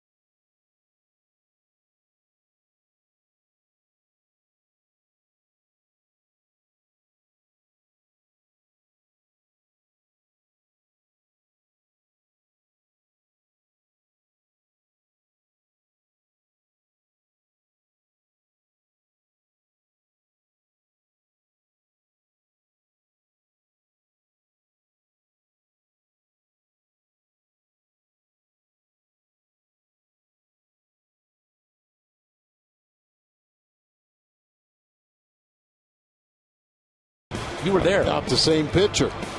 And there was a scenario that if that inning would have extended, he could have come up a third time with the bases loaded. Unbelievable. But you know what? Give Fernando Tatis a lot of credit for making it back to the major leagues. Yeah, and he was the couple years away. Comeback player of the year last year. Up the middle, and a base hit for Jason LaRue. And he's 2 for 3. Sacrifice situation here. Second start for Jason. He already has 4 hits, 2 hits in each of those starts. And Walters is going to be your long man, so he's got to give you some innings. There's Sean Green, who's appearing for the 8th time already, the first time in this series. He came over in the Putz trade with Jeremy Reed and J.J. Putz, that big trade with Seattle.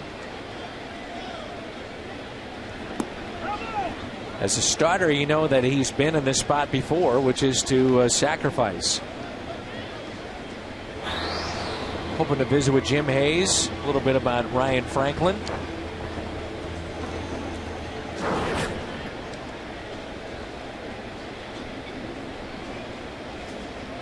Who now is the pseudo closer of the Cardinals. He's done a very good job. He's 4 for 4 in save opportunities, and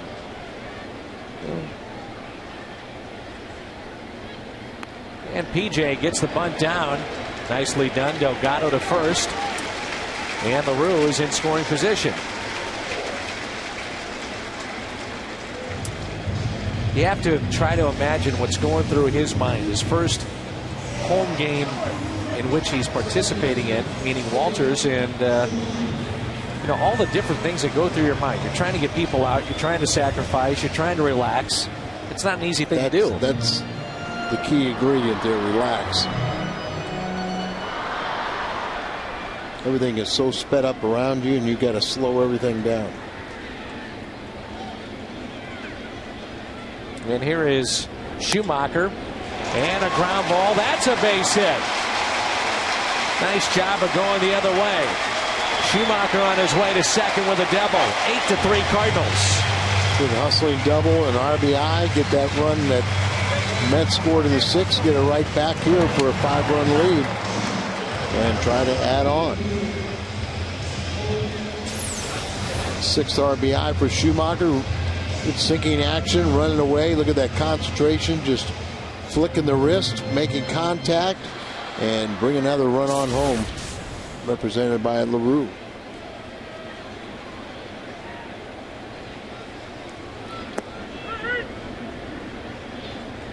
Well, the Cardinals, and we've talked about this rivalry week here in St. Louis with the Mets, first of 3. Beginning a few nights ago, and the Cardinals take game 1. They win last night. Have a chance to win game 3 here today and set the tone for the Chicago Cubs this weekend. There is nothing like it in sports. The Cubs and the Cardinals playing this afternoon, trailing 1-0, batting in the bottom of the 5th to the Reds. Cardinals went into first place last night with their victory. 0-2 the count on Colby Rasmus. That's outside, 1-2. Sean Green is 6'6", 227. He's noted for a sinking fastball. Throws from the side out of Louisville, Kentucky. Nice crowd on hand here at Busch Stadium. Left-handers a lot of times will get a good look at the release point. See good action, but that's why you get the feeling that this might be a good matchup for Rasmus. Right. You know, I mean, you know, somebody that throws from the side, there's really no body or anything to really obscure the view. And that's what a hitter tries to see, is that release point. Gives him that much more of a gauge to detect what the pitch is. And he hits it fair down the first baseline, off the sidewall. Rasmus on his way to second. Schumacher will score. Cardinals add to their lead. Back-to-back doubles. Schumacher and Rasmus.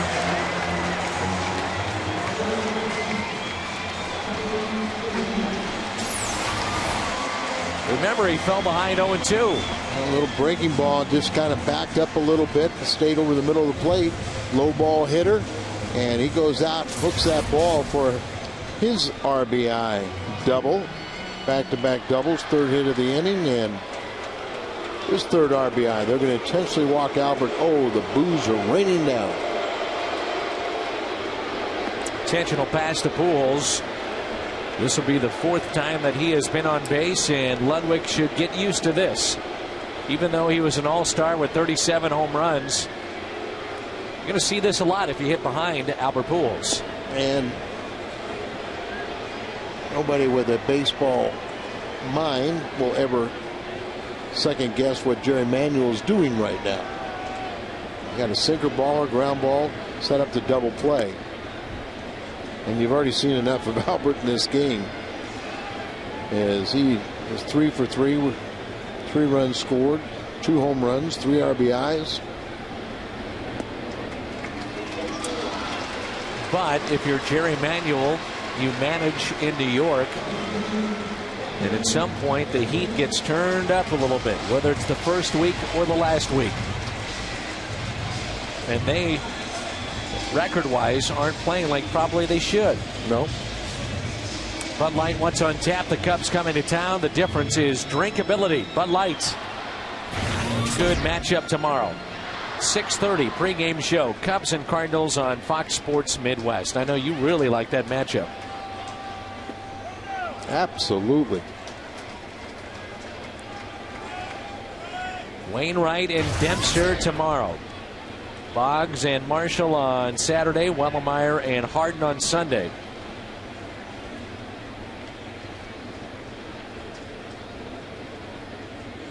.1-0 pitch. Way outside into the backstop it goes.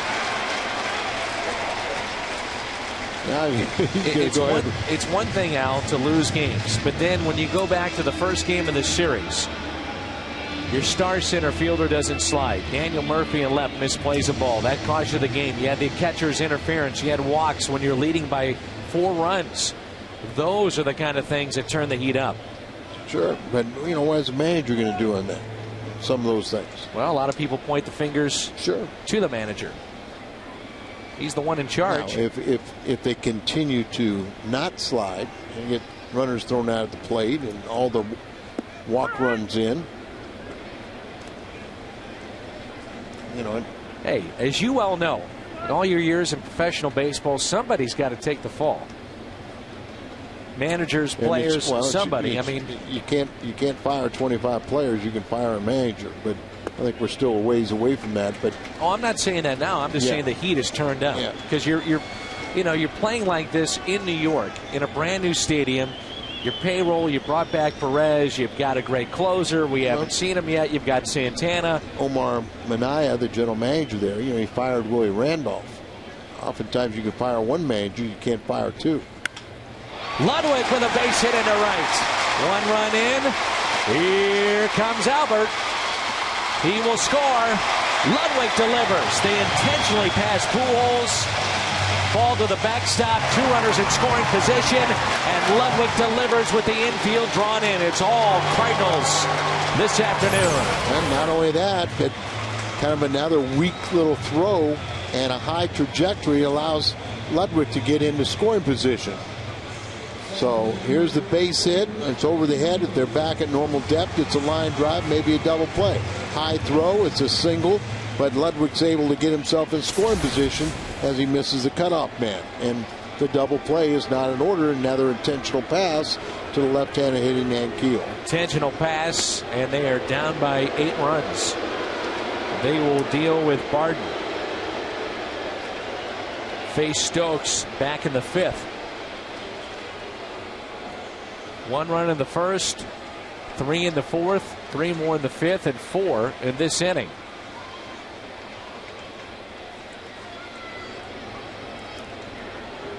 Well, when New York comes to town, no matter what year you're talking about, good, bad, and different, you know they have stars. And that means Carlos Beltran, and for the Cardinals, the big star for them undoubtedly is Albert Pujols.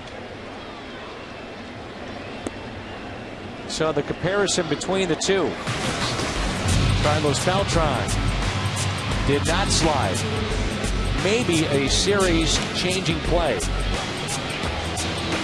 And also in this game, weekly grounding out. The Pujols, that was the final out the other day. And today, opposite field home run in the first.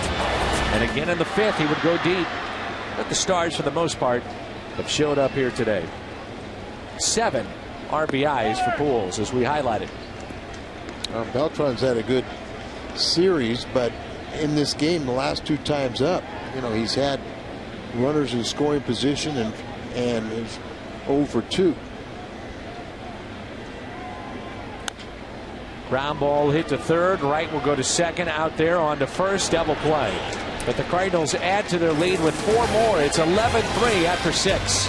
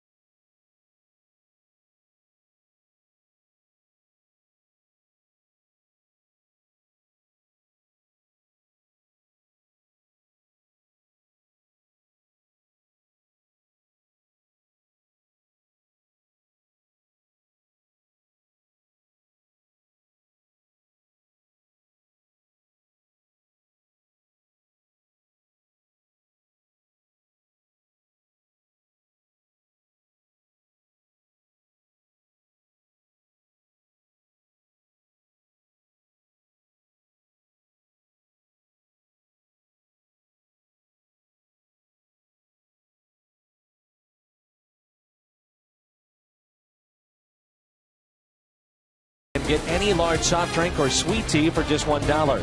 And by Chrysler, employee pricing plus ends April 30th. Hurry to your Chrysler and Jeep dealers. PJ Walters back to work, and this is Carlos Delgado. Was able to get out of a jam in his first inning. Cardinals now with an 8-run lead here in the 7th. PJ should finish this game unless Tony La Russa and Dave Duncan feel that a Chris Perez or, you know, Miller or somebody needs a little tune-up for the series. 2-0 pitch. Not only is the shift on here for the Cardinals, but look at where the second baseman and the shortstop are playing. Deep on the grass. And maybe that's because Walters doesn't throw that hard. Move him back a little bit further, anticipating that he might pull it even more so. Well, give yourself a little range. He doesn't run that well, so you know you've got a chance to, you know, play deep on the grass, get to a ball, and still throw him out. 2-2 as they pitch him away.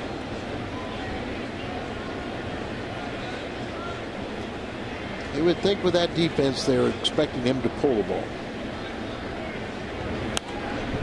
Again, they pitch him away. Breaking ball out away. Now, I guess if you pitch him away, but you've got a guy like Delgado that's been in this league for a long time, known as a pull hitter, but if you pitch him away, you're not throwing hard, he probably could go with that pitch. If not, he's going to roll over and get the ground ball. I just don't see, you know, guys have the command, you know, fastball command. I mean, obviously, you know, pitching away there with his fastball, you know, he shouldn't hook that one. And if he did, you know, roll over on a ball, I don't know with this defense if it'd be able to get him out, even with. So.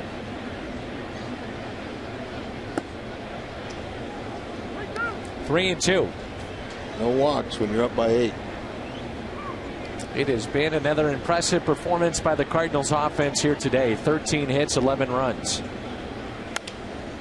Dan, you know, we've had, you know, we get accustomed to having other broadcasters or people with other teams, talk to us about. And the one thing they always say is, hey, Tony's not batting the pitcher eighth. And the simple answer they give is the fact Tony only does that when he thinks his team's going to not score runs. Pujols playing back, and he'll step on the bag. So I guess you're saying that this is, an indication that he likes his lineup. Exactly right. He likes his lineup. He thinks he's going to score runs. Look at that. All playing back on the right side of the infield, and Pujols, even on the grass, comes in a step or two before the pitch and makes the play. All those charts coming to fruition here for Dave Duncan. David Wright pulled foul. Playing in New York, I would imagine, Al, has to be a different animal. If you're a professional player and dealing with the media and the fans' expectations, not a lot of leeway.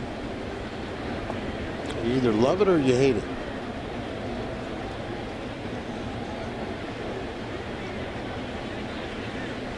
One ball, one strike on David Wright, who was fit right into New York. Swing and a miss. Strike two. He's lined out to right. He's popped out to second and also has an RBI base hit with the bases loaded back in the fifth. I guess the biggest concern for any fan right now is Kyle Loge. You take him out early in this game at big lead. You're thinking that everything's okay, but on the flip side, that's a fan's perspective. If you're Tony La Russa, and we'll hear from him in the post game, he's probably saying, what? You know what? We're being cautious here with Kyle Loge. Yeah, just being cautious. You got to lead. It's not the ideal situation, but it's a long season. We wanted to get him some treatment on the ankle, and hopefully he'll be able to make his next start and right on through. And for those of you just joining us, it was the top of the fifth. A play at first, and Loge went to cover the bag. And here it is. His left ankle, like he may have done something to that. Either one of them. Wait, look there. Here's a ground ball and off the glove of the second baseman Schumacher, and a base hit for David Wright. Tough play. They give an error on that. So they're going to give him an E4 on that play. That's a tough error. Yeah, that's extremely tough error. And one that is not deserved. Brings in Sheffield. I agree with your call that that's a base hit. But if you're the Cardinals, Schumacher is human. He'll look up and say, okay, they just gave me an error. If you're Jose Oquendo and Joe Pettini and Tony La Russa, you worry so much about Schumacher, being so hard on himself. And right now he's upset. You can see that. Well, and that's got to be a concern. And I'll tell you, it's not because of the scoring. He may not even realize what the scoring is. He's just a perfectionist and feels like he should have made the play. But ball was hit hard. He's to his backhand. He's diving for it. That's not a routine, and I would expect it to be changed. Sheffield, left center, and Keel. But it gives you an idea whether or not he saw the scoreboard. It gives you an idea just how hard he'll be on himself. Right. He shouldn't be, because he's playing the position very well. Yeah, that's him. Yeah, I had a nice conversation with his father in the first homestand, and we were talking about that. And it's a great quality, and you really appreciate when a player is his toughest critic, and they should be at this level. But you also have to remind yourself that you are human. And his dad was saying, yeah, such and such play. He goes, that's all I'll hear tonight. And this time last year, he was just worried about sticking around and getting hits. Remember how he started.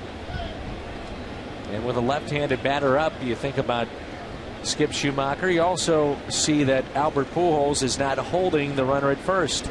This is one of those situations to me. It's like, the unwritten rule is when you're ahead by 8 runs, you're not supposed to run. But when you're trailing by 8 runs, why not get yourself a better opportunity to score? I mean, you can get a huge lead here And, you know, and you should be able to walk down to second base. Why just concede it?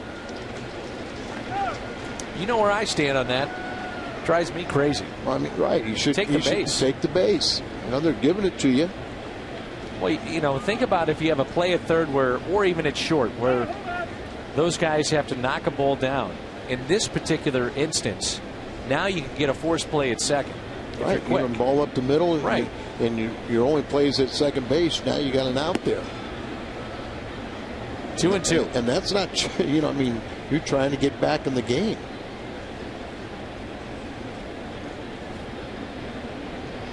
Two outs, 2-2, runner at first, and a lead of 11-3 to favor the Cardinals. Pitch it's up and just hammered. Goodness. Hear that up here. Woo. Church is first. It's one of the deeper home runs we've seen to right field. Reached the second section in the lower level. Let's see. I've got one home run this year, so I think I'll admire it. 11-5 St. Louis. 2 outs here in the 7th. Here's Santos. Line drive into right. Catch made. Third and final out. Time to stretch. Cardinals with a 6-run lead.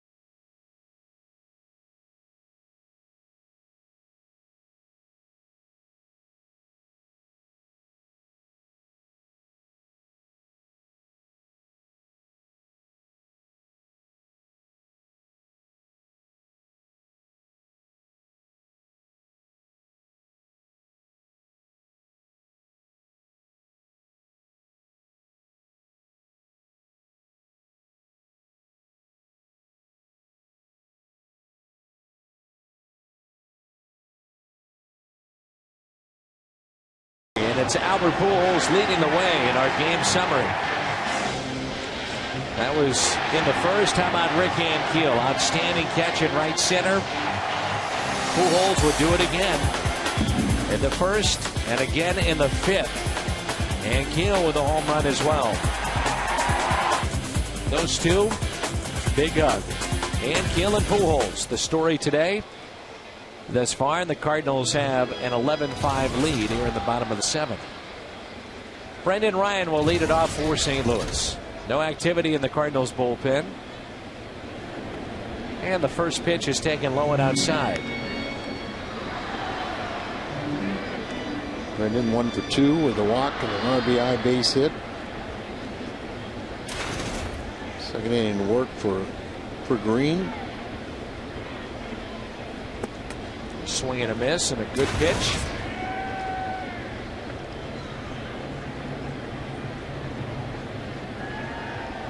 Gibson wants to talk to him.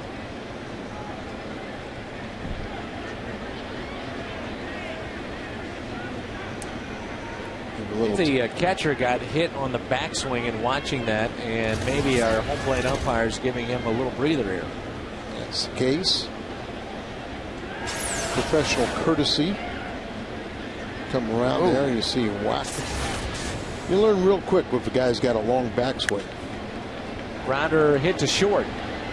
Reyes up with it. Flips it over to first for the first out. This copyrighted telecast is presented by the authority of the St. Louis Cardinals. It may not be reproduced or retransmitted in any form, and the accounts and descriptions of this game may not be disseminated without the express written consent of the St. Louis Cardinals. You would hope that the Cardinals would not have to use Ryan Franklin here today, and so far so good with Ryan in that closer's role. He's been very good. I would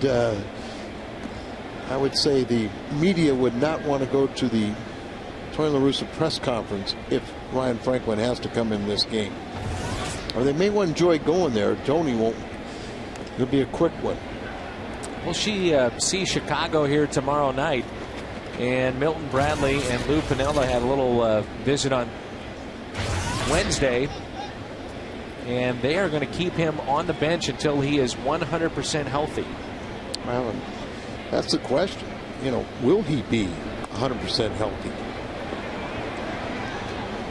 That's popped up and finds his seats. Signed a 3-year, $30 million contract with the Cubs in the offseason. So we could see this weekend, probably, I would assume, Al, Reed Johnson or Micah Hoffpower in the outfield. Hoffpower, you know, will probably get a lot of playing time. Kukudomi's been playing center and Hoffpower right. You're right. Thank you. 1-2. Slowly hit towards third, but a foul ball off his leg. Front shin, and he felt that one.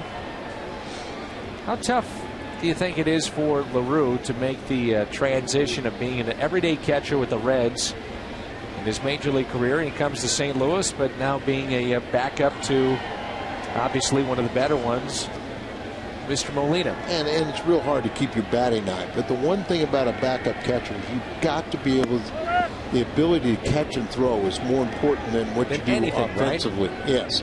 And you know, Jason LaRue has come back here for a second year because he accepts that role. He knows he's playing behind, you know, Molina, who's going to get the majority of the play time by far. Up the middle and a base hit. Also helps when you go 3 for 4. And you know, he really handles the pitching staff well when they like it. Big day at Mobile on the run. On the run at Mobile gives you 6. Cardinals score 6 runs, get a 20-ounce coffee, fountain, or frozen drink for only a quarter the next day at On the Run at Mobile. What do you get if you score 12? Double your pleasure, I guess. Thanks to Al Raboski. He'll contribute. Well, everybody go to Mobile and find out that Dan is no. supplying that bonus. You asked the question, I gave you the answer. Yeah, but I knew it was incorrect. It's P.J. Walters. How about P.J. already? Second plate appearance. Sacrificed the first time. And that was added to the 4-run 6th inning.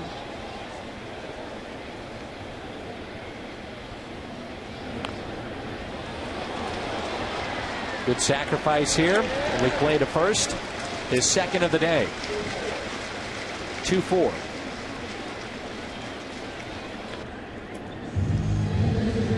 Brings in Skip Schumacher.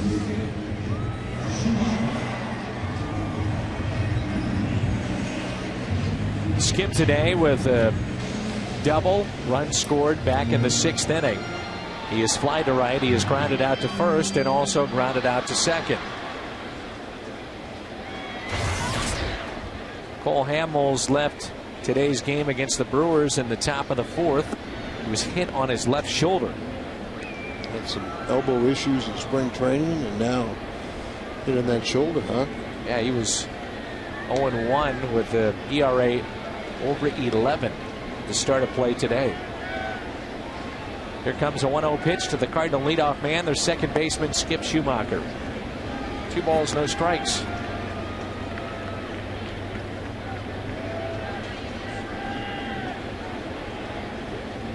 Big Cardinal fan, Todd Robbins, excited about the fact that the Cardinals could get 12 runs today. And he also is incorrect in his hearing. He's a big fan of your saloon, I understand, right? Yes.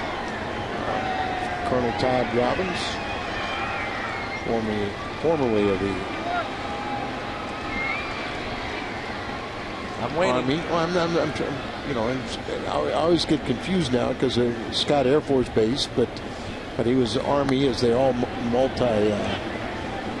all the bases now, are military.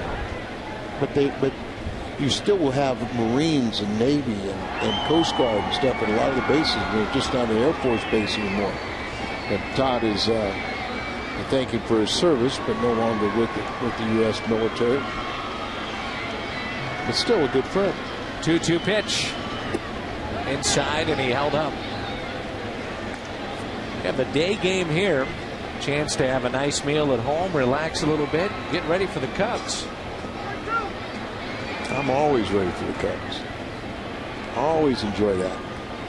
It's fun now when the Cub fans come down here and invade St. Louis, like Cardinal fans have done for years going to Chicago. Ouch. More so last few years than previous. Agreed? As far as the Cubs coming here? Coming down here, the yeah. Fans? Yes, much so.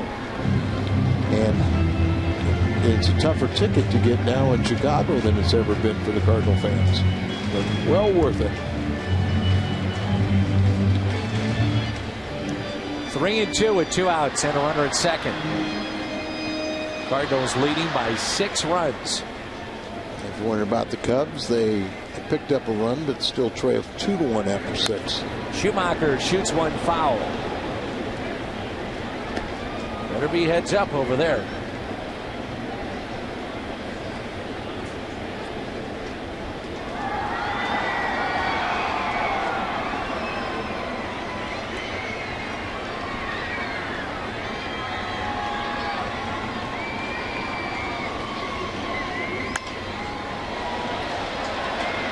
Left center and off the wall.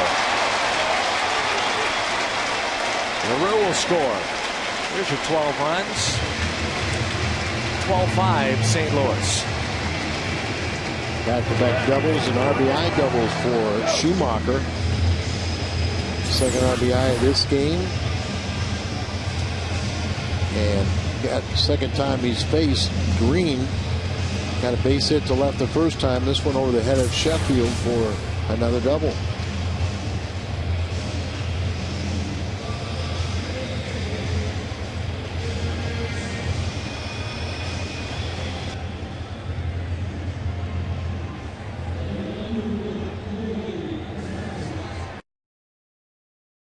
In steps Colby Rasmus.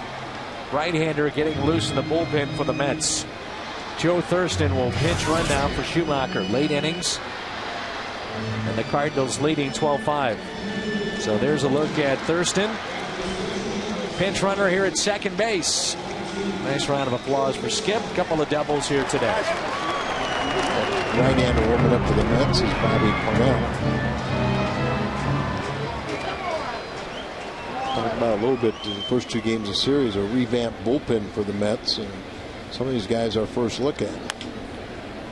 Little tapper off his glove. Tough play at second. And safe is Colby Rasmus with his good speed. And that's the one element that he really brings to this team, is a very good element of speed. Good speed right there. He had the play in front of him. He could smell the base hit. And it's his 3rd hit of the game. He's beating it out. Most importantly, though, he extended to Pujols. Albert, what a day Albert's having, as he got 2 more on base. He's already got 3 RBIs and 2 home runs in this game. He's not been retired. He's scored 4 runs on the 2 home runs, a single, a stolen base, potentially passed and scored. So let's see what he can do now. 2 outs, first and third for Albert Pujols. Pujols a big day. On base 4 times, 3 hits, 2 home runs. Had a chance to visit yesterday with Hal McRae and ask him about Pujols, what makes him so good. Well, when he's right, he's quiet. when he's wrong, he's not as quiet, you know. So his timing is off now, but he's doing okay. But we've seen him better, and he will be better, get better. Again, that was yesterday. Right. And Pujols now is locked in, but the point being, and he's exactly right, meaning quiet, the hands, and is he out in front? And really the only time you see him in trouble is when he's on his front foot. And, you know, just getting fooled on breaking balls out in front.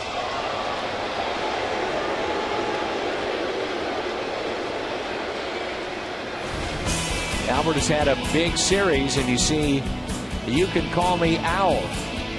Against Albert Pujols, Perez, Maine, and Hernandez, and what he has done in his career and this series. Outstanding.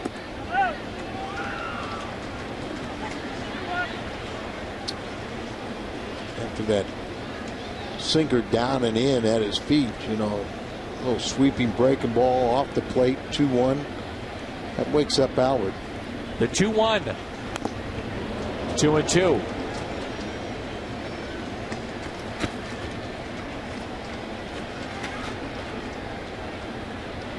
Outfield very deep for Pujols. No surprise there. John Green in his second inning to work, 49th pitch. Ooh, and he strikes out Albert with 2 runners on. Cardinals add to the lead with another run here in the 7th, and it's 12-5.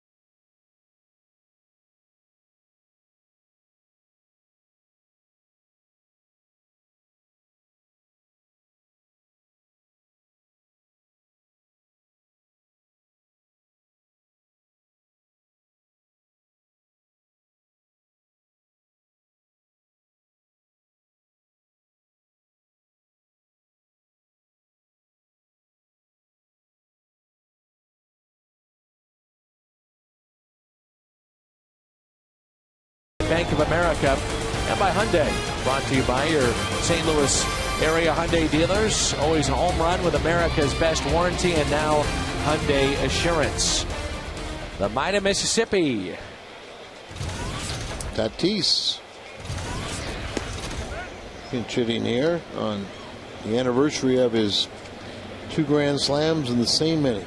You know what, Al? Pretty amazing career to see what has happened from 10 years ago to where he is now, and the ball just jumps off his bat into left field for a base hit. Of course, his dad, former player, and Fernando Tatis, with a role of being possibly a second baseman, a third baseman, and as we saw last year, an outfielder for the New York Mets.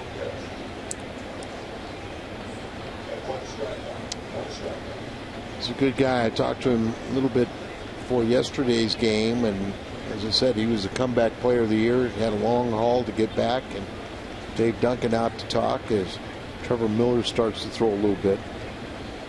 It's the 3rd inning of work for P.J. Walters.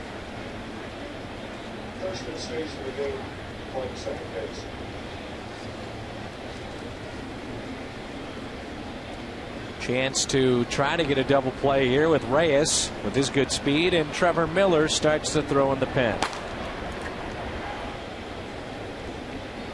Reyes today with a couple of hits. One of those an infield hit that knocked out Kyle Loge. By the way, that error that was charged to Schumacher has now been changed to a base hit, as we thought. Reyes, foul ball. And that's probably the ruling. Not probably. That is the ruling that we thought it should have been. Yes. Skip has played very well, and that was a really tough chance. And we're not trying to protect him or hurt P.J. Walters. It's just that's the way the scoring should have been. And thought it would be changed, and it has been. 0-1 the count on Jose Reyes. Runner goes. That's what we're talking about. Is, I mean, especially the leadoff batter. You're not holding them on, so go ahead and take advantage of it. And they give Tatis a stolen base. Could have been fielder's indifference, but they ruled it stolen base. 1 ball and 2 strikes. See, if you're a backup catcher, you just get no respect. How is that not fielder's indifference? You're not holding him on. Well, that's what I'm saying. I mean, I agree with you. If you're not going to hold him on, you shouldn't, penalize the catcher. Popped up on the infield. Pujols. Albert did a good job. As you can see, P.J. Walters looking for it, and then heard Albert calling him off and vacated the area. Brings in Cora, who has doubled, struck out, walked, and also singled. On base 3 times in this ball game. We're in the 8th, and it's 12-5 Cardinals. Cora's been around for a long time. His brother Joey's been around for a long time, too.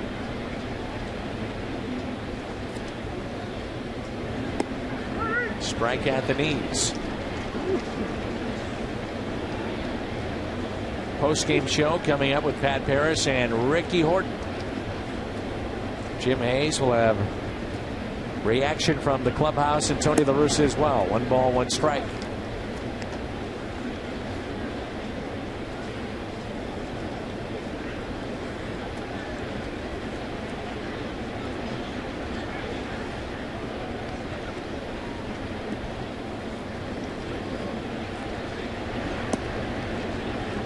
Two and 1.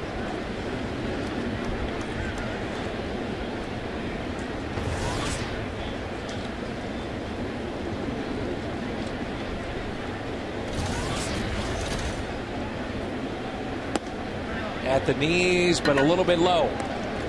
3 and 1. For now 33 years of age. Could this be it now for PJ, because you have the lefty getting loose, a switch hitter on deck, and then you have Delgado who hits from the left side. Well, to me, it's a disappointing outing if you have to go get him with such a big lead. Cardinals wanted to turn around Beltran a couple of times in this series to the other side of the plate. Beltran here, 1 swing of the bat can make it 12-8. 2 runners on, and the shift on. And Beltran corks one into deep center field. Rick Ankiel spun around and watches it go over the wall. 3-run homer for Carlos Beltran. On the first pitch, he unloads. And that may be it for P.J. Walters. 6 runs he's allowed in his 2+ innings of work. You come in with a big lead and you're the long man, you got to be able to hold it. And there's the 3-run home run, and his day is through. As Tony is signaled to the bullpen.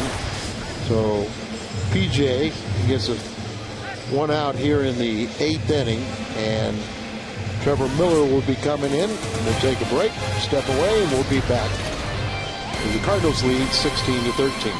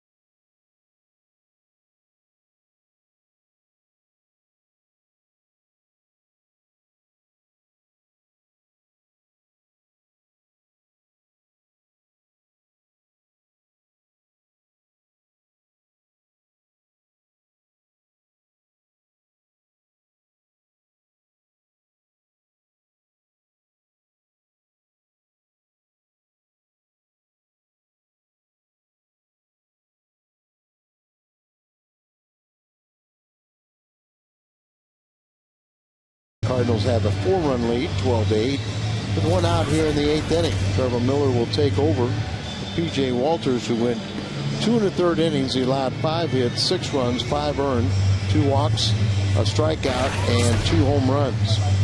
So Trevor coming in for his 6th appearance of the season. And he get an opportunity here to get a little work and tune up for will probably be a very eventful and busy weekend. And it brings in Delgado with 1 out. Only problem with that home run, you don't want to see it, but now if the Mets would load him up, potential tying run comes to the plate.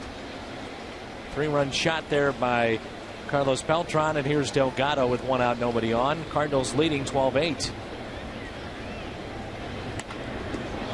Oh, he caught it. How did he catch that? They caught him. Back at him, and he caught it. One of those cases where you throw the ball, sometimes you don't even see it, but you just react to it. A breaking ball and look at has to backhand it. And now he'll take a minute to get his heart back. And that might have been the only man he was facing. As Chris Perez is going to come into this game.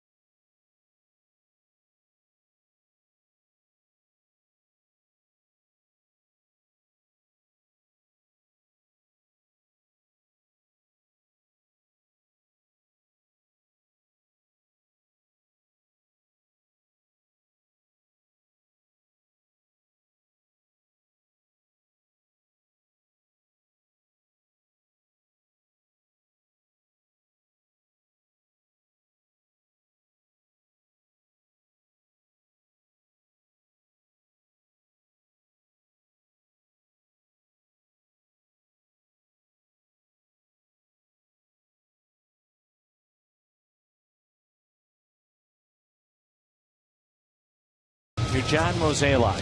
You're looking ahead to Chicago to an extent. You're saying, all right, Mitchell Boggs goes on Saturday. You're not sure what you're going to get from Mitchell Boggs. Your long man just went today, got beaten up a little bit. You're not sure if you can bring him back on Saturday.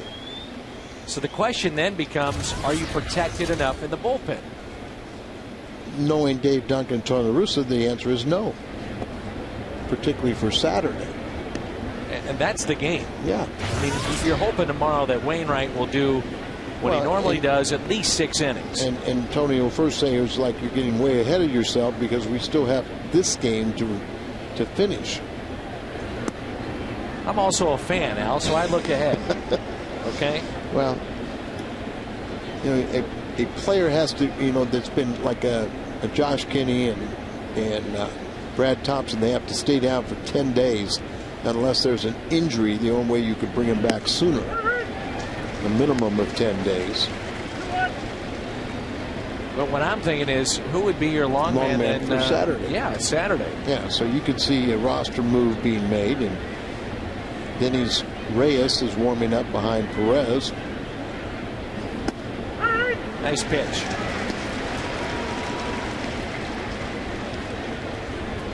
This might be good, though, for Perez to have a little bit of a comfortable lead at the major league level and work on some of the things that he wants to do. Well, I talked about how PJ Nice. should finish the game unless they wanted some work with Perez and the lefties. That was the slider from Perez. Cardinals lead at 12-8.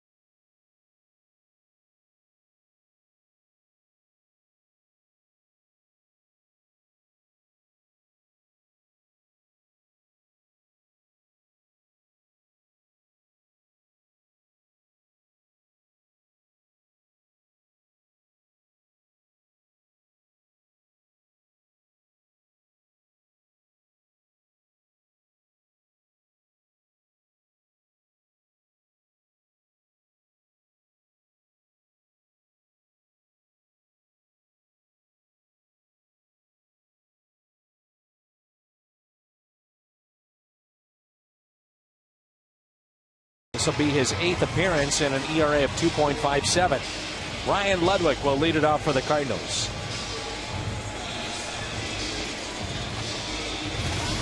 Ludwig and Keel and Barton for St. Louis and Tony La Russa.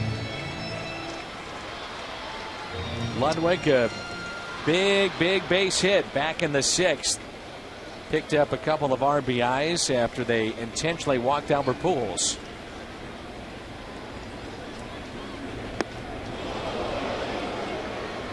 I would imagine with Ryan Ludwig, at this point in his career, it's just a question as to whether or not he can stay healthy. If he's healthy, he's going to put up numbers. Well, you saw what he did last year, being healthy, and Silver Slugger Award, All-Star recipient. Had the 21-game hitting streak stopped. It was the first game of the series. Sat out yesterday. He's got a hit, like as you said, a big hit. 18 RBIs already. Popped up, left side. Catch made. That's Fernando Tatis. You know, you go back 10 years ago, you thought Fernando Tatis would be with you for a long time here in St. Louis. Sure. Things kind of went south. Kind of had some issues in Montreal where, you know, kind of anxiety attacks, and good to see him come back. He's a nice young man, and I guess not that young anymore, but you're happy to see him. Rick Keel now with an extra base hit. Another one here this afternoon. It's his 3rd hit of the game. And a couple of doubles and a home run, also an intentional walk. Well, he's hit the Mets very well.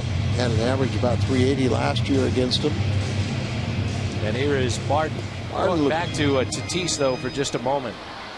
I mean, that is an incredible story, to be out of the major leagues for a couple of years, and you're out of sight, you're out of mind. It's just tough to give a guy that has been out for 2 years even a look.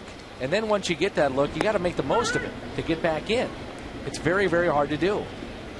And he did it. In many ways, he's kind of a shy individual, so he's not going to stand out, or, you know, so can't be happier for him to battle back and hopefully, you know, be a productive finish to his career. And we saw him last year beat the Cardinals, and he was playing the outfield. Who would have thought that? Well, that's the one thing, is you get a little older, if you can add a position or two, that versatility will keep you on a roster. I have to wonder what's going through his mind. Back in St. Louis now, 10 years later, historic day for him and for the Cardinals with those 2 grand slams. And here he is playing third base now for the Mets. And a long, long road back for Fernando Tatis. But really a great story. And that was under Tony La Russa. Tony La Russa's been here since 1996. Deal was made, and they thought Tatis would be a perfect guy for the Cardinals. And he had some great years here in St. Louis. 1-2 pitch. Fouled back.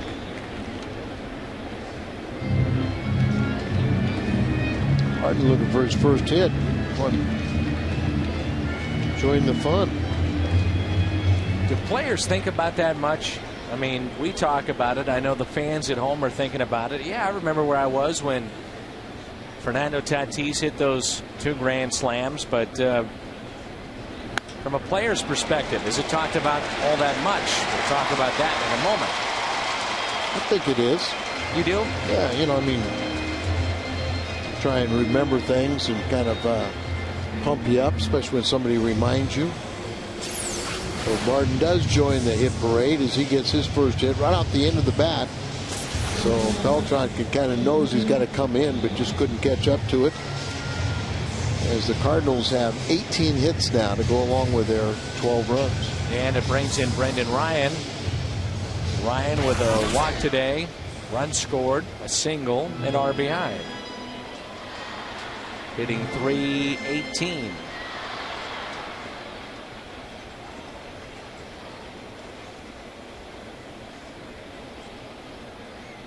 Cardinals with 18 hits, the Mets with 13.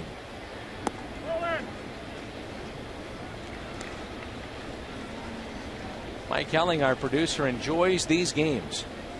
Well, more hits, the better. Was lucky enough to produce a lot of those games in Colorado, and you know, got accustomed to 3- and 4-hour games, and that's what he likes best. 2-0. Extremely disappointed whenever he gets a pitching duel. And you are too. Myself, I prefer the pitching duel. You want the offensive explosion. Sure, I do. 2-0 pitch. 3-0. Parnell came through the Mets system, selected the 9th round of 2005 first-year player draft out of Salisbury, North Carolina. You ever been to Salisbury? No. I have been to North Carolina, though. Salisbury is a little town in the middle that they used to give a broadcasting award. That's why I thought you would know about Salisbury. Oh, yeah. And went there and played, you know, Costas made a fatal mistake. Ding, ding. Could be a double play. They'll tag the runner there and out at first. Nice play at second. We head to the 9th, right on cue. 12-8 St. Louis.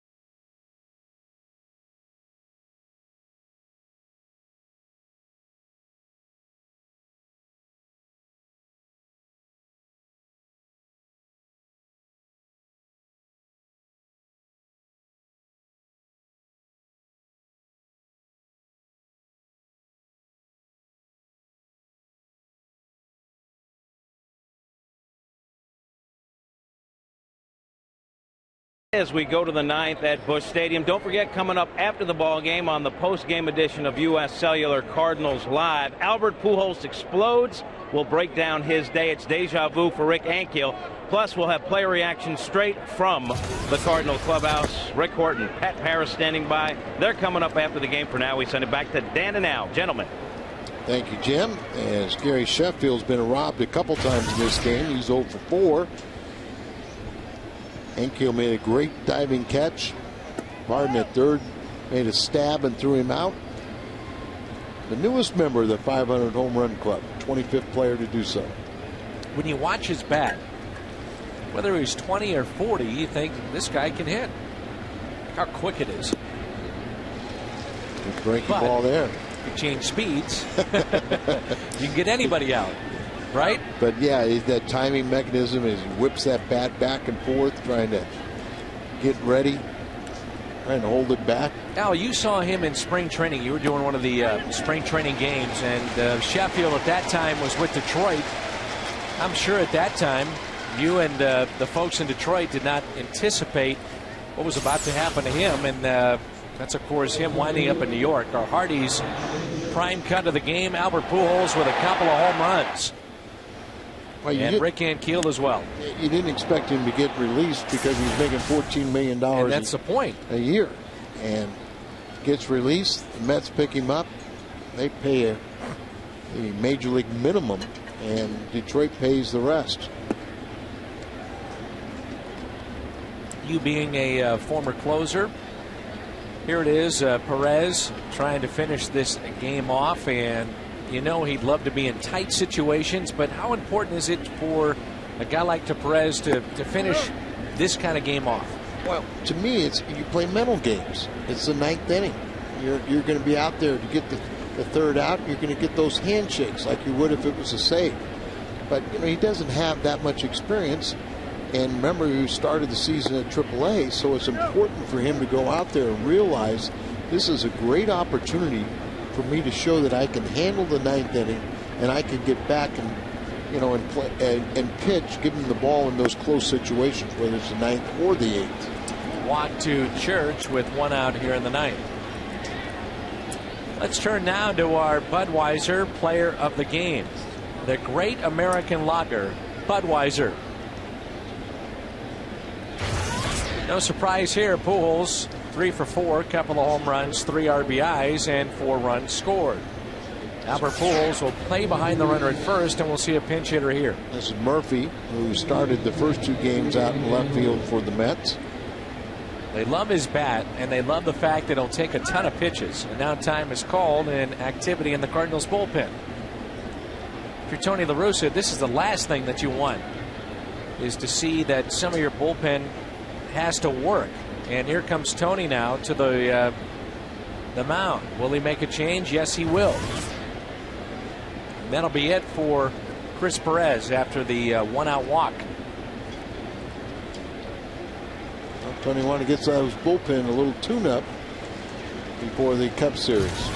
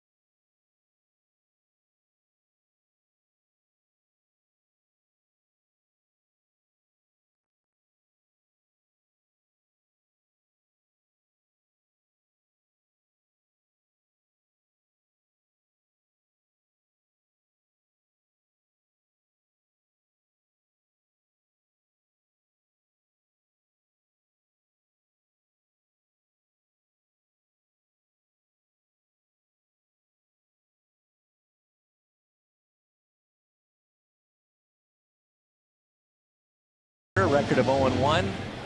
ERA of 3.38. Opponents hitting well below the 200 mark. And Tony La Russa will go to his bullpen here and brings in a lefty. And you've got a righty getting loose in the bullpen right now. That's right. Fifth pitcher employed by Tony. And you got one of your left-handed specialists comes in. You got a left-hander. Tatis is on deck. So barring a double play to end this game, you would assume Tony's going to bring in Mott to face the right-handed hitting. And this will be a block, or is it? Yes, it is. Well, one umpire said yes. The other one umpire, I'm not sure that he ruled a block, but that is the calling.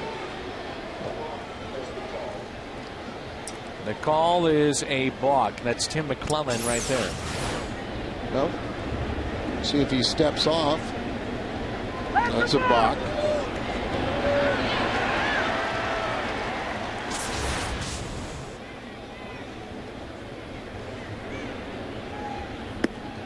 And a strike on the outside corner. Daniel Murphy had a costly error in the first game of the series out in left field. He's had 3 of those for the Mets so far early season. 1 ball, 1 strike. Dennis Reyes was part of that crazy play, which he walked a man. Then there was the base hit, or rather the fly ball, excuse me, to right. Ludwig threw to third. Joe Thurston there applying the tag. Ball got away, and then a play at the plate at the home in which Beltran did not slide. That's 2 outs. Will Tony La Russa make a move here? Yes, he will.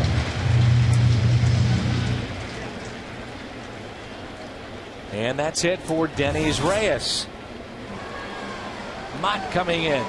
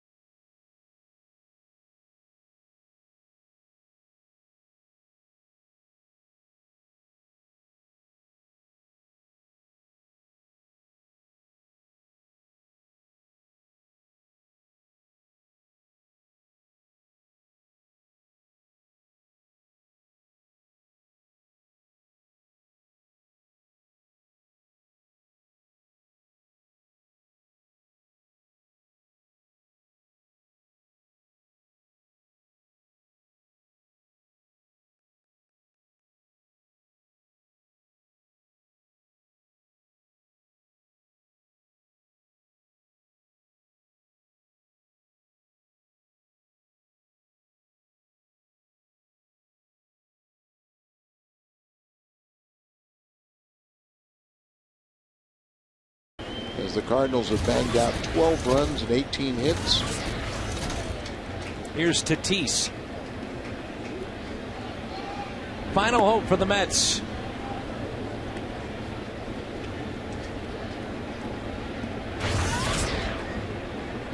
Nobody warming up in the Cardinal bullpen.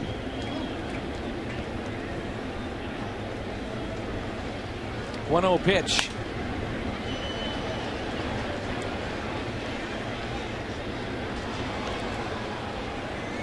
One ball, 1 strike. Remember opening day, it was Jason Mott trying to finish the game off. 2 or 3 times was within 1 strike of a Cardinal victory. Turned into a sour defeat. He's pitched better since his 3rd outing. Out of play, 2 strikes.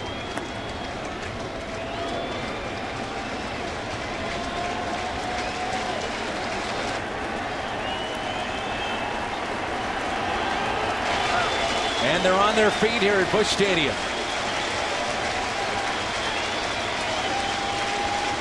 Fastball in.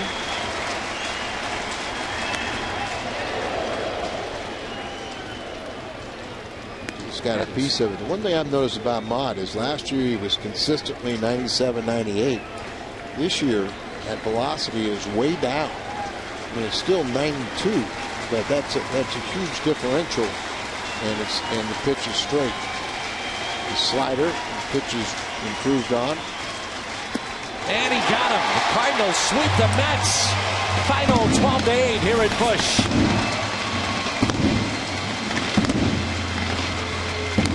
First 3-game sweep of the Mets since back in